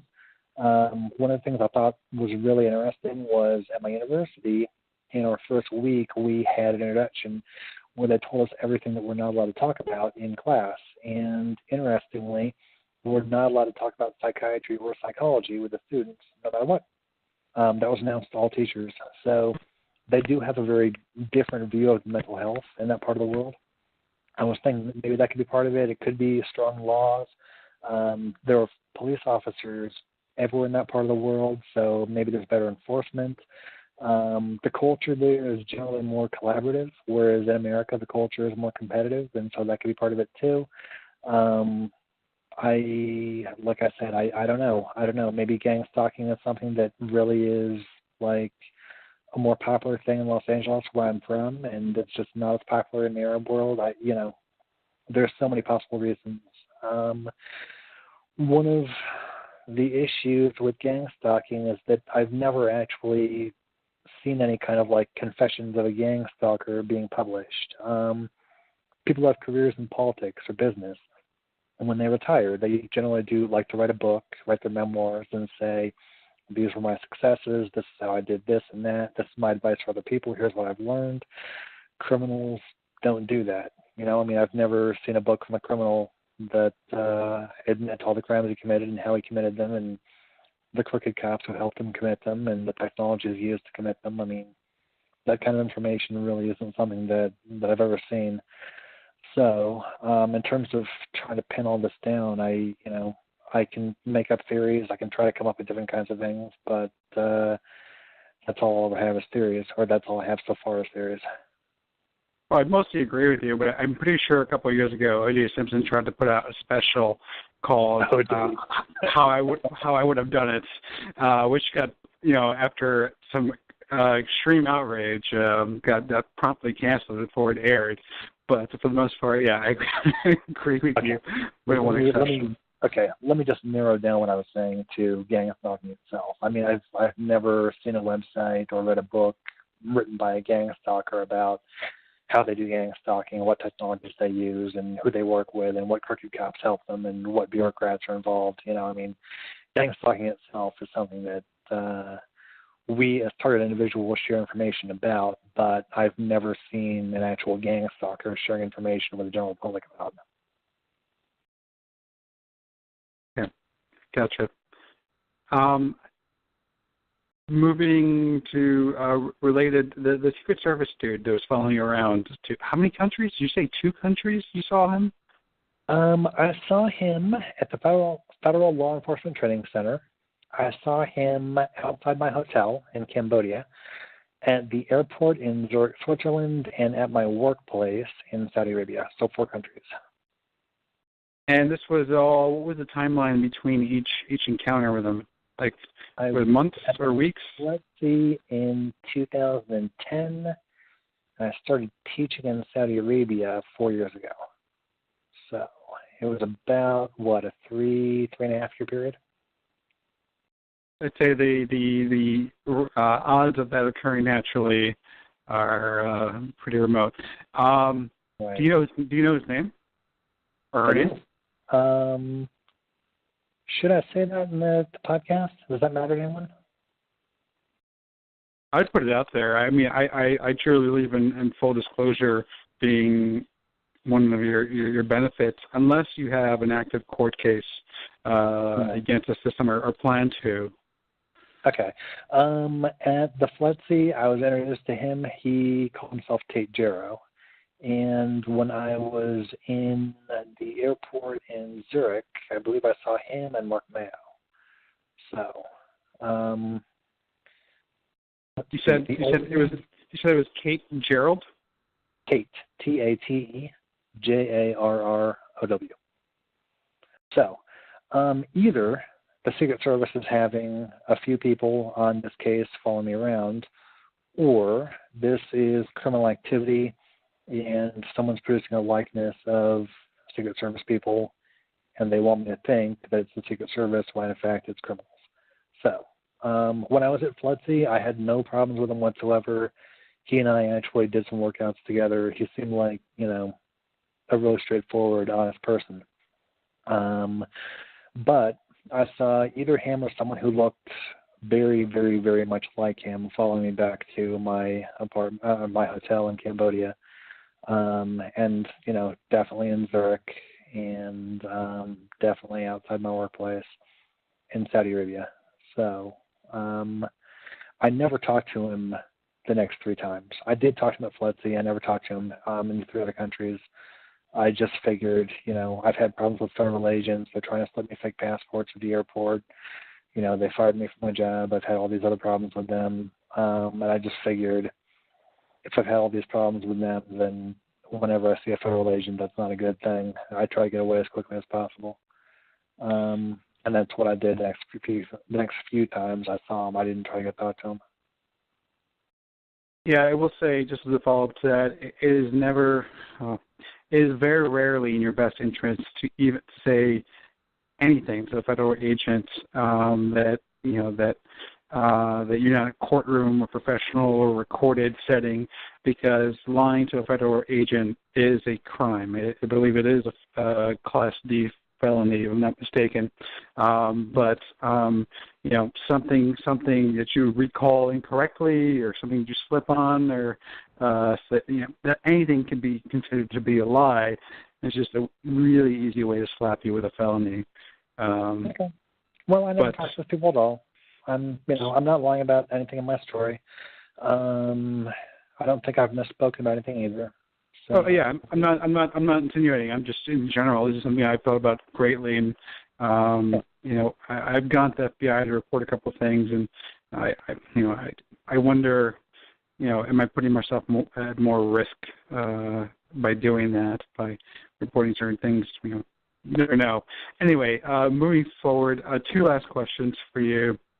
Sure. It's totally up to you if you want to disclose this, but do you take any medications? I have been taking millions of different kinds of medications. I've tried combination after combination of medications, and my views on things, my personal story hasn't changed. And the symptoms I've been having haven't really changed much either. I do get B2K, or as psychologists and psychiatrists call it, auditory hallucinations. And so I've tried, Keppra and Depakine and what else? Different kinds of antipsychotics, Risperidol, Haldol, olanzapine, So my concern here is, could it be that your medication could have been tampered with, which may had aided in some of the experiences that you had, wherein you barricaded yourself in your home for safety? Like, could medicine be switched out? Are there any concerns there? Have you given that any thought? Well, if someone can make me move 2 barricades in the middle of the night, unlock 2 doors in the middle of the night, leave a footprint for me to see, then have me replace both barricades and relock both doors, then I would say anything is possible. If someone really did want to replace the medication with something else, then that's entirely possible. But I always do take my medication religiously every morning and every night, regardless. I'm actually suggesting, could you have received the medication in altered form from the pharmacy, or do you, like, when I used to take medication, I used to always keep it in my person and always put it in my bag, never left it in my home, never left it in my car, for that reason, to prevent any possibility of tampering. So was that ever? Did you ever? Were you ever away from your medication? Well, I am away from my medication, yes. I would leave it at home. I would take it as part of my daily routine every morning with breakfast and then every night before I went to sleep. So, no, I didn't always keep it in my person. And like I said, if somebody can make me move barricades and leave a footprint for me to see, then replace barricades in the middle of the night, then even if I had my medication on my person, I'm sure that someone can take it and tamper with it if they really wanted to. But, I've always taken the medication I have. My medication is in these individual freeze-wrapped packets. So I take it, 1 pill by 1 pill by 1 pill. It's not like it's in one big canister. So someone would have to actually get different kinds of medication or, phony medication. Then they would have to get it into those same kinds of packets that it's already in. So I guess that would be a chore for someone. I'm sure it's possible if they wanted to. But like I said, I've always just left it at home, taking my medication in the morning and at night, and left it at that. When directly after some of the sexual experiences you described where you were injured, would you wake up with a headache or any feeling of like nausea or dizziness or anything of the sort? I've gotten dizziness in the past. I've gotten like a lightheaded feeling in the past. Headaches, I've never really had a problem with. I've gotten like ringing in my ears. I've gotten B2K. I've sometimes felt extremely energetic for no apparent reason. And other times I felt really tired for no apparent reason. I've had so many symptoms over the years. I do exercise 6 days a week. And so when I'm exercising, sometimes I'll get like my heart racing and I'll just sit down for a while. I don't know if that could be targeting. I know some TIs have talked about their heart racing. Yeah. I get that all the time. It's synthetic because I know my body pretty well. I know what my performance is, and there's no reason why an exercise where my heart should be 120, why it's actually reading 180. It just doesn't make any sense. And if you tighten up your chest during those exercises, like the muscles on the outside of your chest, you'll find that your heart will start beating to its natural rhythm, and your muscles on the outside of your chest will start contracting. You're being hit over the chest, kind of like in the same way that CPR works. You pump on someone's chest and you induce a heartbeat. It's the same principle where they make your muscles twitch, which at a constant rhythm, say 160 beats per minute, and that induces your heart to follow that rhythm of your outside chest muscles and back muscles contracting to get to the beat that they want. But your muscle's not going to work against the force, right? It wants to take the easiest, the path of least resistance. So that's how they change your heart rate. But when you're exercising, one quick tip is contract your chest muscles or your back muscles. Depends where they're hitting you from, and you'll see the difference between the incoming due attacks and your own natural heart rhythm. Any case, this is not about me. Just a tip for you. Yeah, So I've never felt any kind of tightness in my chest muscles or my back muscles. Like I said, I have a few times felt like my heart's racing, but that could be from any kind of issues. One thing I did have, which was really strange, I got severe redness on my legs a few times, like from my ankles up to my knees, and then a little bit my quads. I got like really, really like blood red marks on my legs. And I went to a dermatologist who told me that she thought it was an allergic reaction. I wasn't doing anything out of the ordinary that day. I didn't go anywhere strange. I didn't eat anything I don't normally eat. So I don't know why I would get that allergic reaction. I've had it like 4 or 5 times. But that's one, extra physical symptom I can add to my list. I'm sorry I cut you off. What were you going to say? Oh, specifically earlier when I was asking about headaches and dizziness and nausea, I was specifically referring to the times when you woke up and you found evidence that you were assaulted physically in your sleep.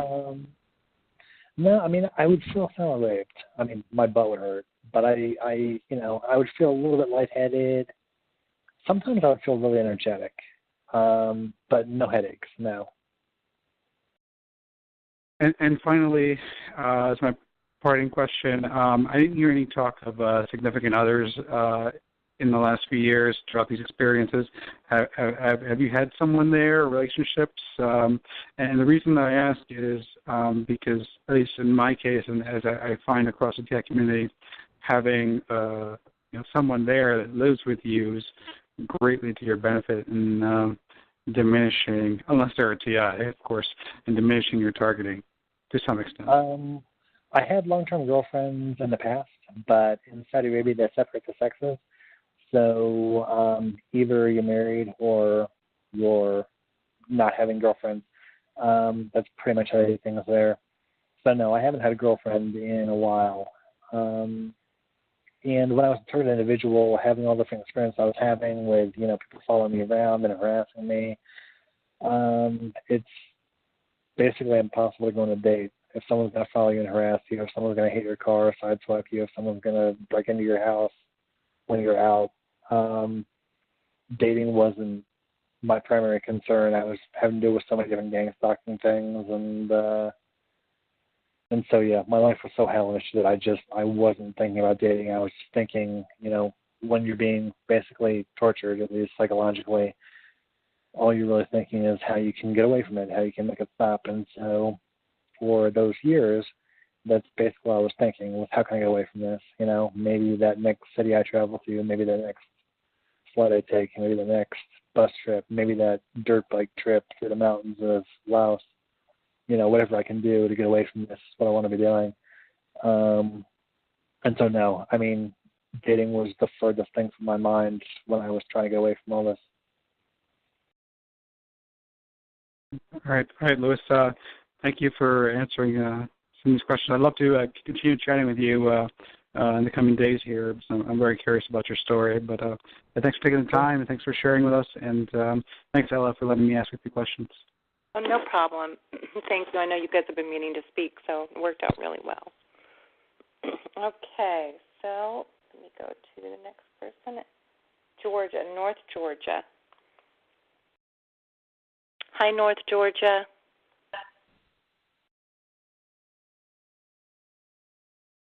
Sometimes it takes a minute sometimes, or a little bit to get the caller to unmute. Hold on. Georgia, do you have a call? Do you have a question for Louis?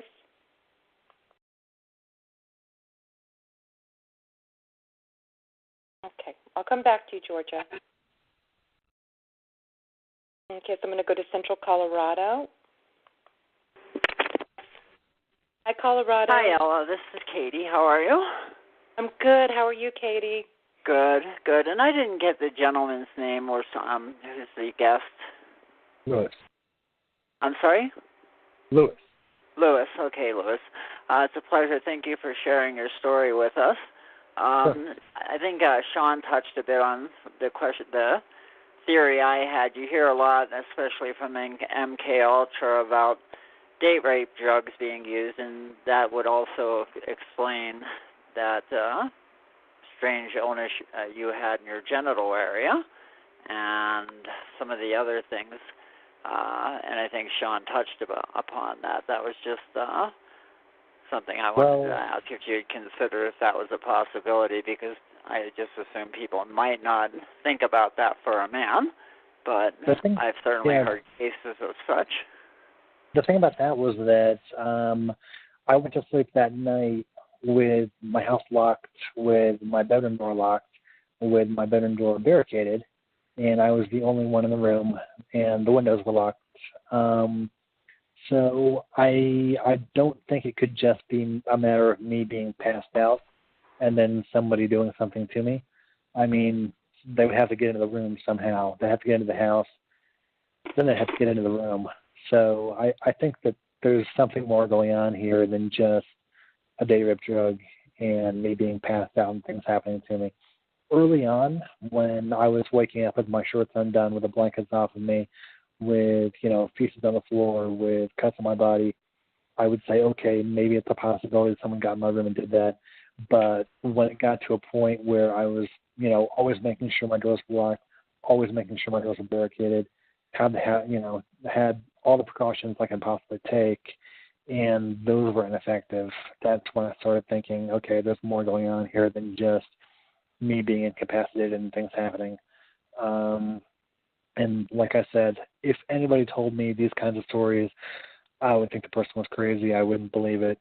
I would really wonder how these things are possible. And that's one of the reasons I'm on the show, is to try to get explanations from people, theories from people as to how I could actually wake up in the middle of the night, unbarricade doors, unlock doors, let someone in to put a footprint in the toilet seat, then re-barricade and relock doors. I mean, the date rape drug wouldn't have me doing that, as far as I, with the understanding I have of how date rape drugs work.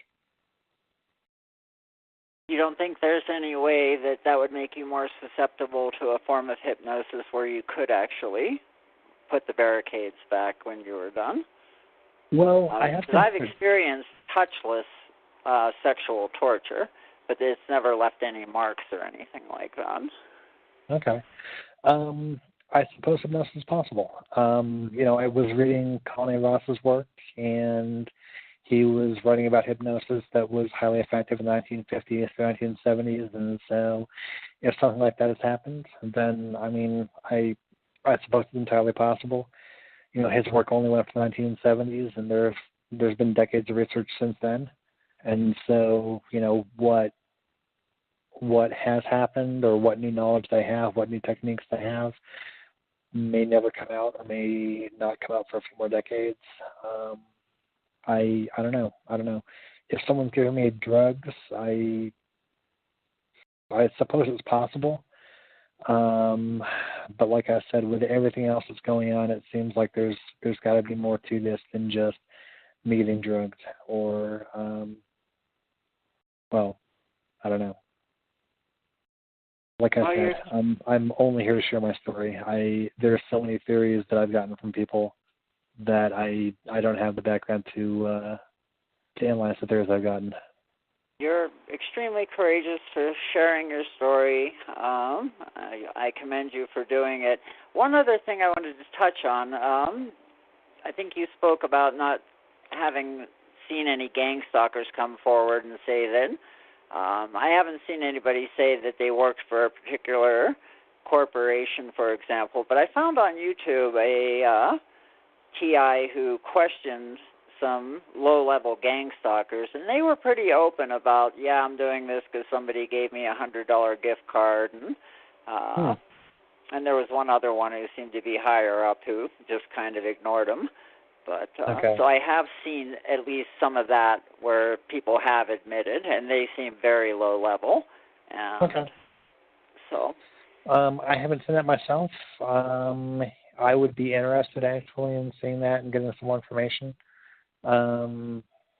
But if we could at some point get someone who's higher up in the organization who could actually say, these are the psychological techniques we use, and these are the technologies we use, and these are the police officers who help us with things, and these are the federal agents who help us with things. I think that kind of knowledge would be of the most help. But if there are people who are admitting to this, then I would need to do more research, and I'd want to hear what they were saying. It is just so telling that you experience less gang stalking in Saudi Arabia than you do in the United States. I just think that would shock most people just to understand what that meant. But I think Sean had a point. I think people would be more suspicious of the activity of gang stalking. You can do it here, and people aren't going to notice it. I think out there it would be something that would be hard to hide. Well, I'm a highly visible person out there. I mean, in Saudi Arabia, almost everyone is a Saudi. Sure. There are a very small number of Americans who are working there as teachers and engineers and whatnot. And so, as an American there, I'm more visible. And so if someone was stalking me or doing gang stalking activities, everybody would see it. And Arab people are very social. They do talk to each other very often. So everybody would be talking about it. And they'd probably be saying, why are you bothering that teacher? So, there's also the fact that in Saudi Arabia, they don't give tourist visas to Americans.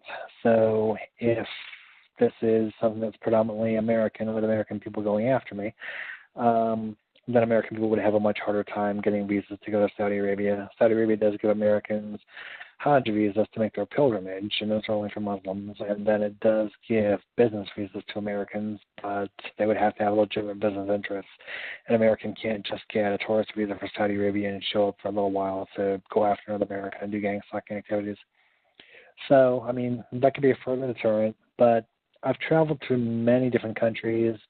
In Eastern Europe, I've noticed that there's a lot of street theater. I was in Bulgaria for about a month and a half, and Bulgarian people, the people who were around me, I made friends with and didn't have any problems, but there was a lot of street theater going on there. People would follow me around in Bulgaria. When I was in Japan, I was in Tokyo, and things were pretty normal. One guy did follow me around, but there was no street theater. I just noticed him following me around from place to place. I'd go to a restaurant, he'd go there. I'd go to a library, he'd go there. And so from country to country, it's very different. I don't know why things are different in Saudi Arabia in contrast to Bulgaria. I don't know if, do gang stalking people go to the local police station and say, I want to bother so-and-so, can I do this, this, this? And then they say, well, you can do this and this, but not that. I mean, I don't know how this whole thing works. I don't know how the community operates. And like I said, that's the kind of thing that you would need to find out from a gang stalker. Psychology is largely, it's based on culture to a large degree. And so in Saudi Arabia, I would just assume they view psychiatry in a very different way than we would view it here, just because of which beliefs are acceptable, things that wouldn't be normal here are normal there. Right. In Los Angeles, taking medication, going to psychologists and all that is very, very common. In the Arab world, it's not as common for people to take lots of medications and go to lots of psychiatrists and psychologists. So that can also play into it. I mean, could part of this be psychologists and psychiatrists trying to draw up business for each other?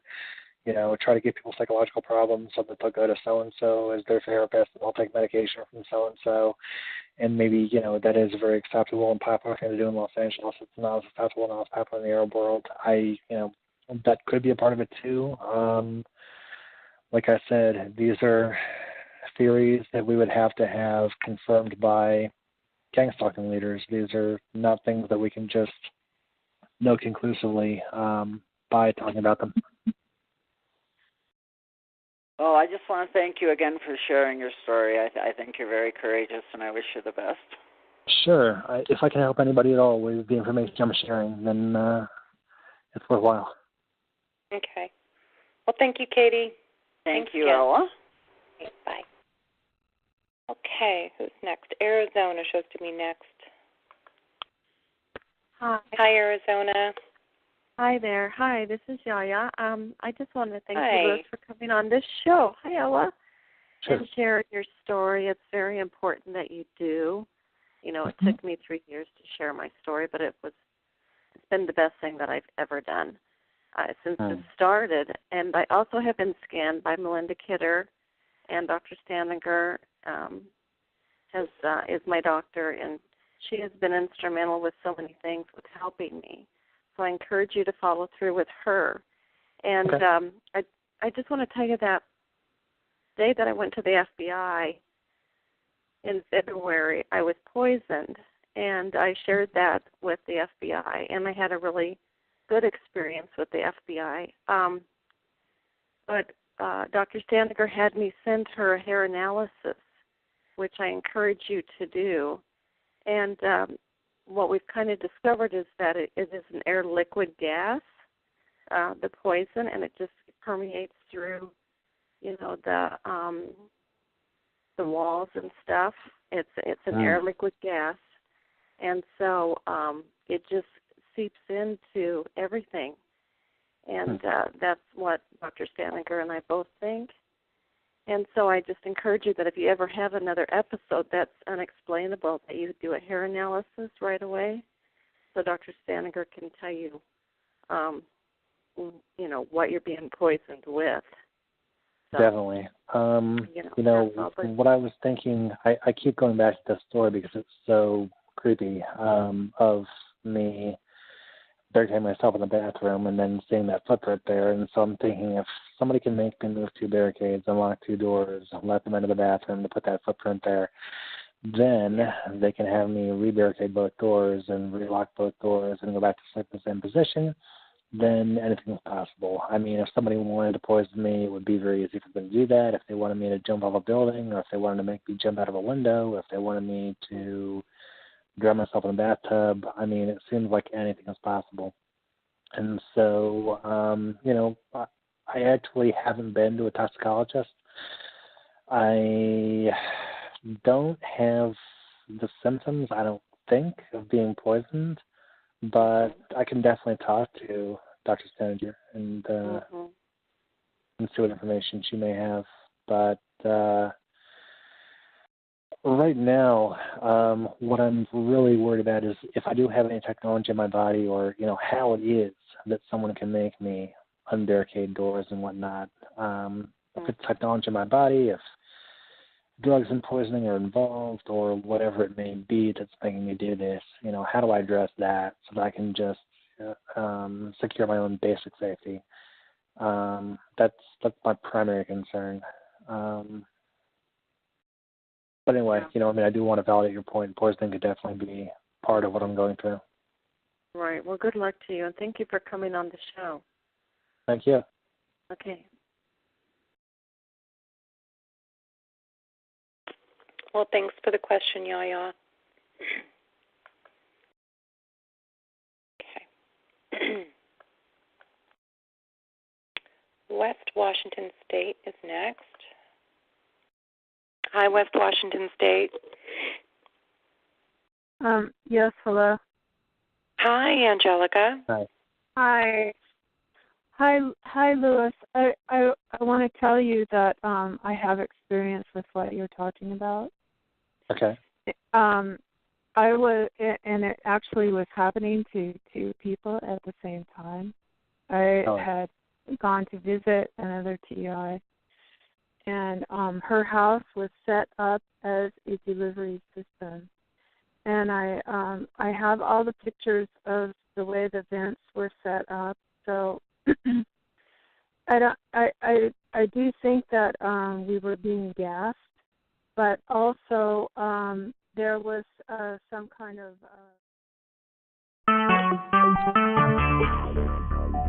Talk shoes. Recorded live. Okay, guys, welcome to the Thursday Night's Triumph Over Targeting podcast. I'm your moderator, Ella. And tonight we have a guest, someone who's new to the community, and I look forward to introducing him to you guys. A couple of things. If you're new to the call, please stay on, and we will get you some support, some additional Talk Shoe podcast numbers, and hopefully some helpful links and websites. This is a solutions and educational-based podcast, but the views and opinions of my guests are not necessarily my own personal views and opinions. My goal is that everyone can get something out of tonight, especially a feeling of empowerment.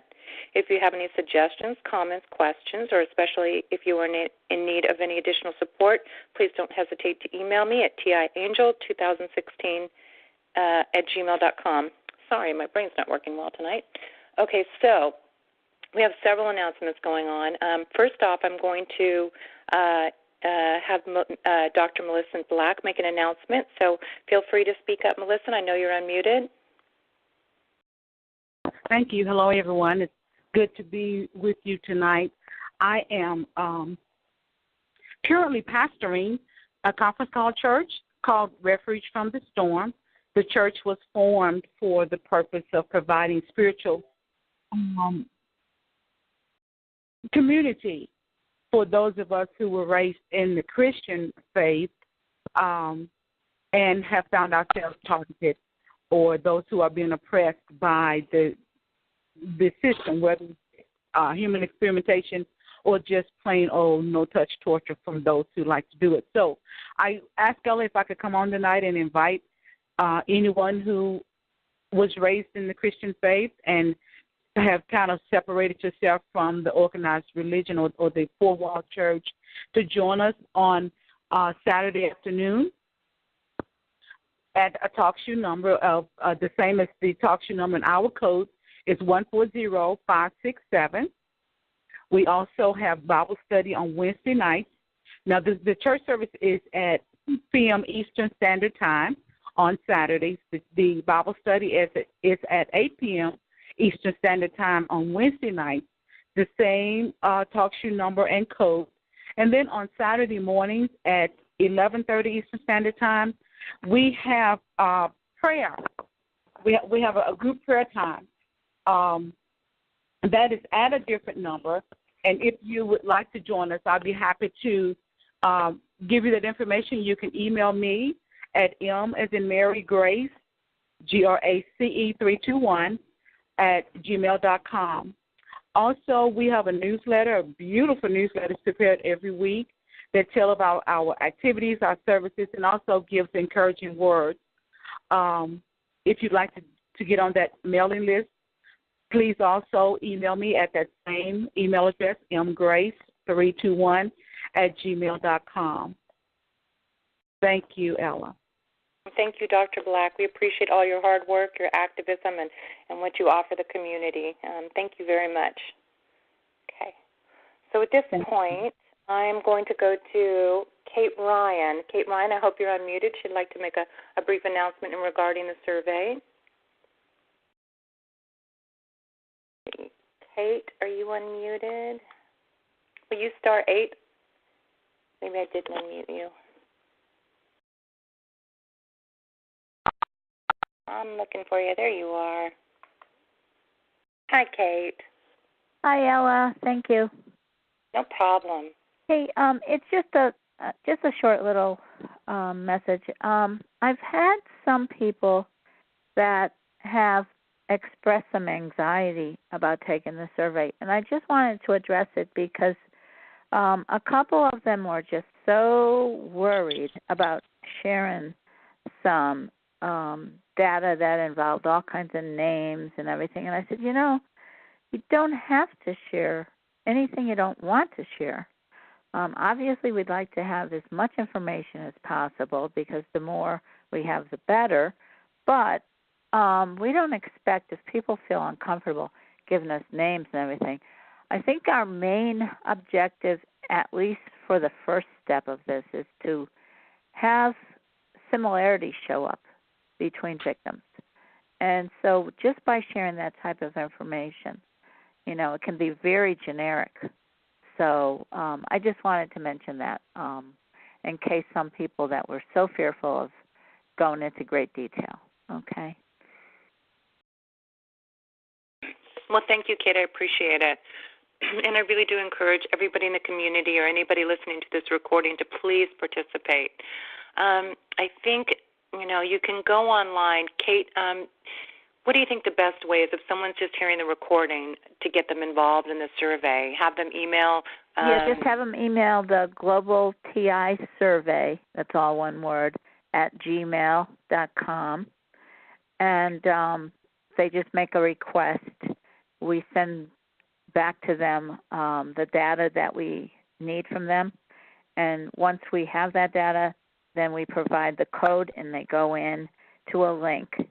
It's best for them to do it on a computer or tablet, but not on a phone. It's really impossible to do it on a phone. So if they don't have a computer, go to a library. And because you can save as you go and come back in anytime, people can do it over a period of days and just do it whenever it's convenient for them. And also to clarify, because some people seem to not see it, each section has a save. So when you're finished with a section, just hit save and then go to the next section. And because I know some people have emailed me or mentioned that, so you can.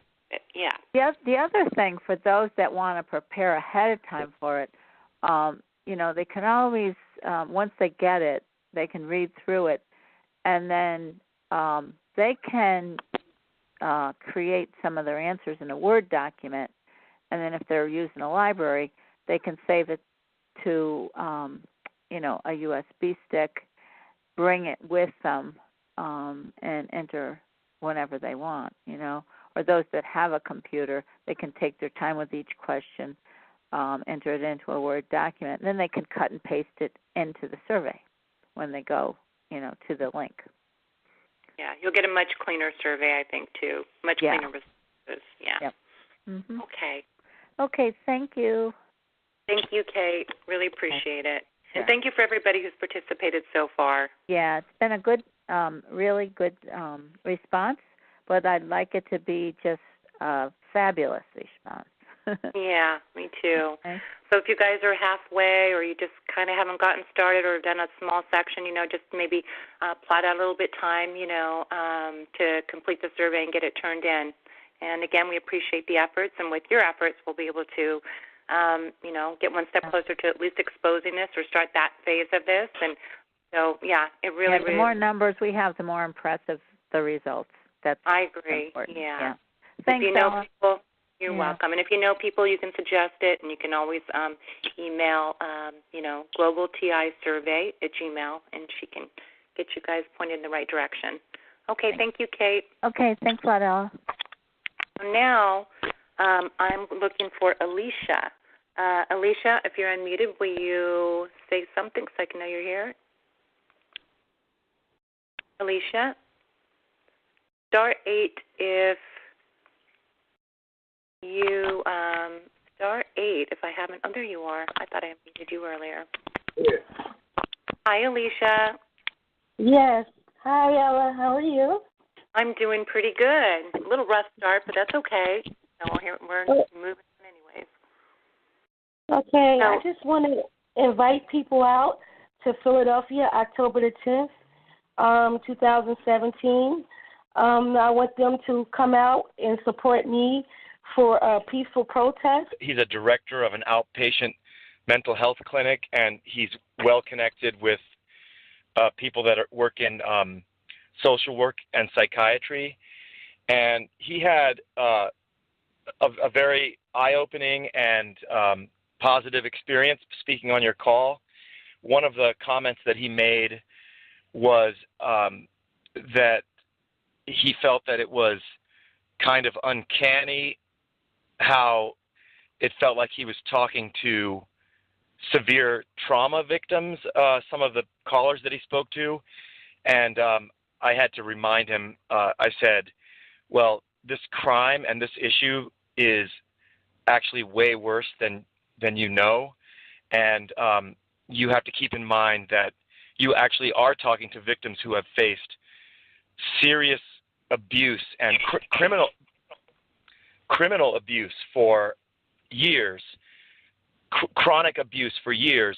And the thing that makes this crime special and different from what you are used to dealing with is that these victims do not even get the benefit of having their crime against them recognized by more than just a handful of people that aren't really in the mainstream. So social institutions, law enforcement, and the media and the general public don't even recognize the crimes they're going through. So that's what you heard, and you actually didn't even hear the worst of it. And the other positive thing that I wanted to share with you is that on his own, he said that he wants to share the recording of that call with the psychiatrists that work for his organization and with some of his contacts. He has contacts that work in academia where he got his PhD in professional mental health care and social work. And he's going to start sharing that and having those conversations. And so what this illustrates is the positive outcome of targeted individuals such as myself getting out there and starting to get out of their comfort zone and starting to share this information. I know others have done that. Terry from Oregon is a great example. If people want advice on how to do this very delicate thing and very uncomfortable and awkward thing at times of getting out there and talking to people, I think Terry can offer good advice. I know that Midge has, or Yaya has done this and has had success. And I just wanted to share that because basically by me sharing my story with my brother-in-law and getting through to him and getting him interested in it, and now he's going to go on and share this by means of the recording of the interview and the questions that he answered on Ella's call. Now that's a vehicle for him to share this. And so what that does is that represents how a targeted individual such as myself, their voice can be amplified. There are going to be some people out there that are interested, are concerned, and are going to start sharing this. And of course, in my brother-in-law's case, he works in the mental health care field, so that's a very a powerful person to start having talk about this from a sensitive standpoint. Someone who is overall a supporter of our cause. And the other thing that we were talking about, which is kind of exciting, and I'm gonna stay out of this, but I'll serve as an advisor to them, is that it's possible that some of the people in academia that he knows might get interested. I'm just speculating. We're both speculating. We'll see how it goes. But they might get interested in actually starting to study this from an academic standpoint because clearly something's going on. I'm taking their view at this time. Whether you believe in regards to stopping torturing citizens, and I would like them to meet me at the FBI building in Center City, Philadelphia. And from there, we're going to go to the Fox 29. We're going to go to City Hall. We're also going to go to the American Civil Liberties, the ACLU. We're going to go to Eighth and Race, which is a police district. And we're going to finally wrap it up at 19th District, the police department, which is in West Philadelphia. And we're going to discuss, targeting and non-consensual human experimentation and no-touch torture. So, hopefully we can have this videotaped and we can get this out there and everybody can come out and speak. You can bring signs. So what we're doing is just trying to put it all together, and I will call back with additional information going forward.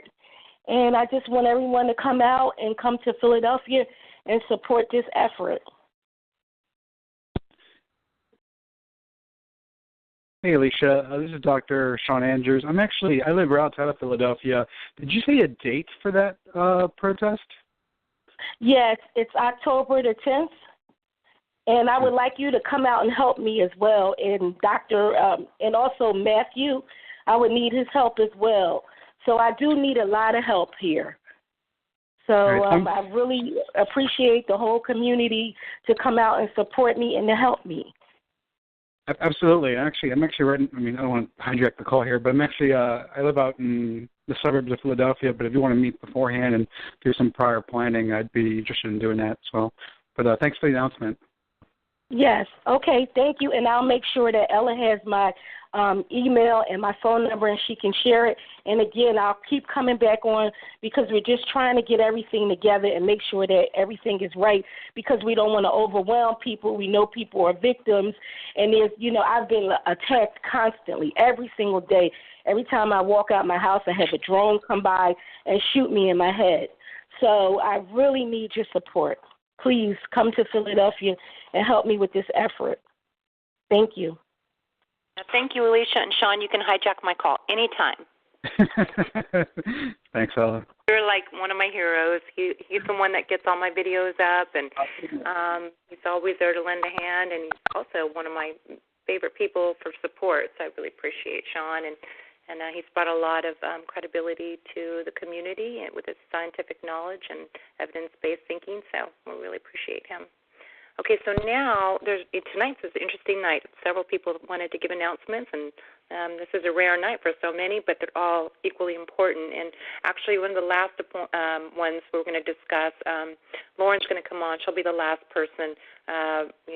One of my favorite people is kind of captured in the mental health care system, so we'll get to her. So the next person I have is my other favorite doctor, Matthew. Are you unmuted? Do I need to unmute you? Where's Matthew on here? There he is. Okay. Let's see if I can get him unmuted. Hi, Matthew. Hi, how are you? I'm doing okay. That's good. My phone battery just went dead, so I'm sitting in my car. Okay. Sorry about that. I didn't hear what you were just talking about. Well, basically, we were just giving announcements. Tonight's kind of like we have several announcements going on, and I was just talking about, we talked about the protests in Philadelphia, and Sean was just speaking. He was talking about joining her. So, and I know you wanted to make an announcement as well. Yeah, I just wanted to update people on a follow-up conversation that I had with my brother-in-law just this evening. And just for those of you who don't know, he spoke on Ella's call on Tuesday. And believe it or not, if you start to really look into this, clearly something's going on. And clearly very few people, it's odd how the field of social work and anthropology and social sciences aren't writing about this and studying this. I mean, that pathetic New York Times article cited a study by some psychiatrist. Well, my brother-in-law looked into that, and that wasn't even a formal study. It wasn't peer-reviewed. There's no actual study. So that was actually not good reporting on the part of the New York Times, for example. But anyway, the seed is planted in my brother-in-law's mind, and he is now sharing this information with other people. And I just wanted to share that. That's a small victory. And it's all about planting the seed and letting it grow. And I'm not even involved in that now. He's going to be doing that on his own. So that's all I wanted to share. I wanted to just motivate people to start trying more and more to do that uncomfortable thing and start sharing our story with people. And sometimes you do have to be careful with it. When you're at the doctor's and it's a doctor that's never heard of targeting, you may not want to offer the information that you're a targeted individual. But there are ways of doing this, and I think we need to start taking the risk of doing this more and more as community members who are interested in putting an end to this sickness. We have to start putting ourselves out there. Now, that's all I wanted to say. Yeah, that's really exciting, Matthew. That's really exciting. Gosh, good news. That's really, really good news. And, if you didn't get to hear the interview, it's already on YouTube. Of course, you can go to talkshoe.com.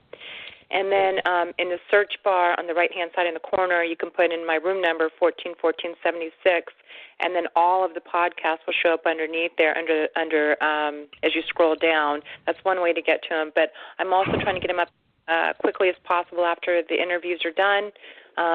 You could look under Ella Free on YouTube, but they have some spoof other ones that aren't me, obviously. But Sean, do you remember the title you put on there, if you're available to speak? Yeah, I can chime in about 20 seconds. I just have to pull it up on my computer. And then now after this, I'm going to make a transition to talk to Lauren. and we can talk about one of our activists and one of our community members and what we can do to help her, because she called me early this morning. It was about 7 in the morning West Coast time, and she said they were going to get her into a mental ward. So Lauren will be on shortly.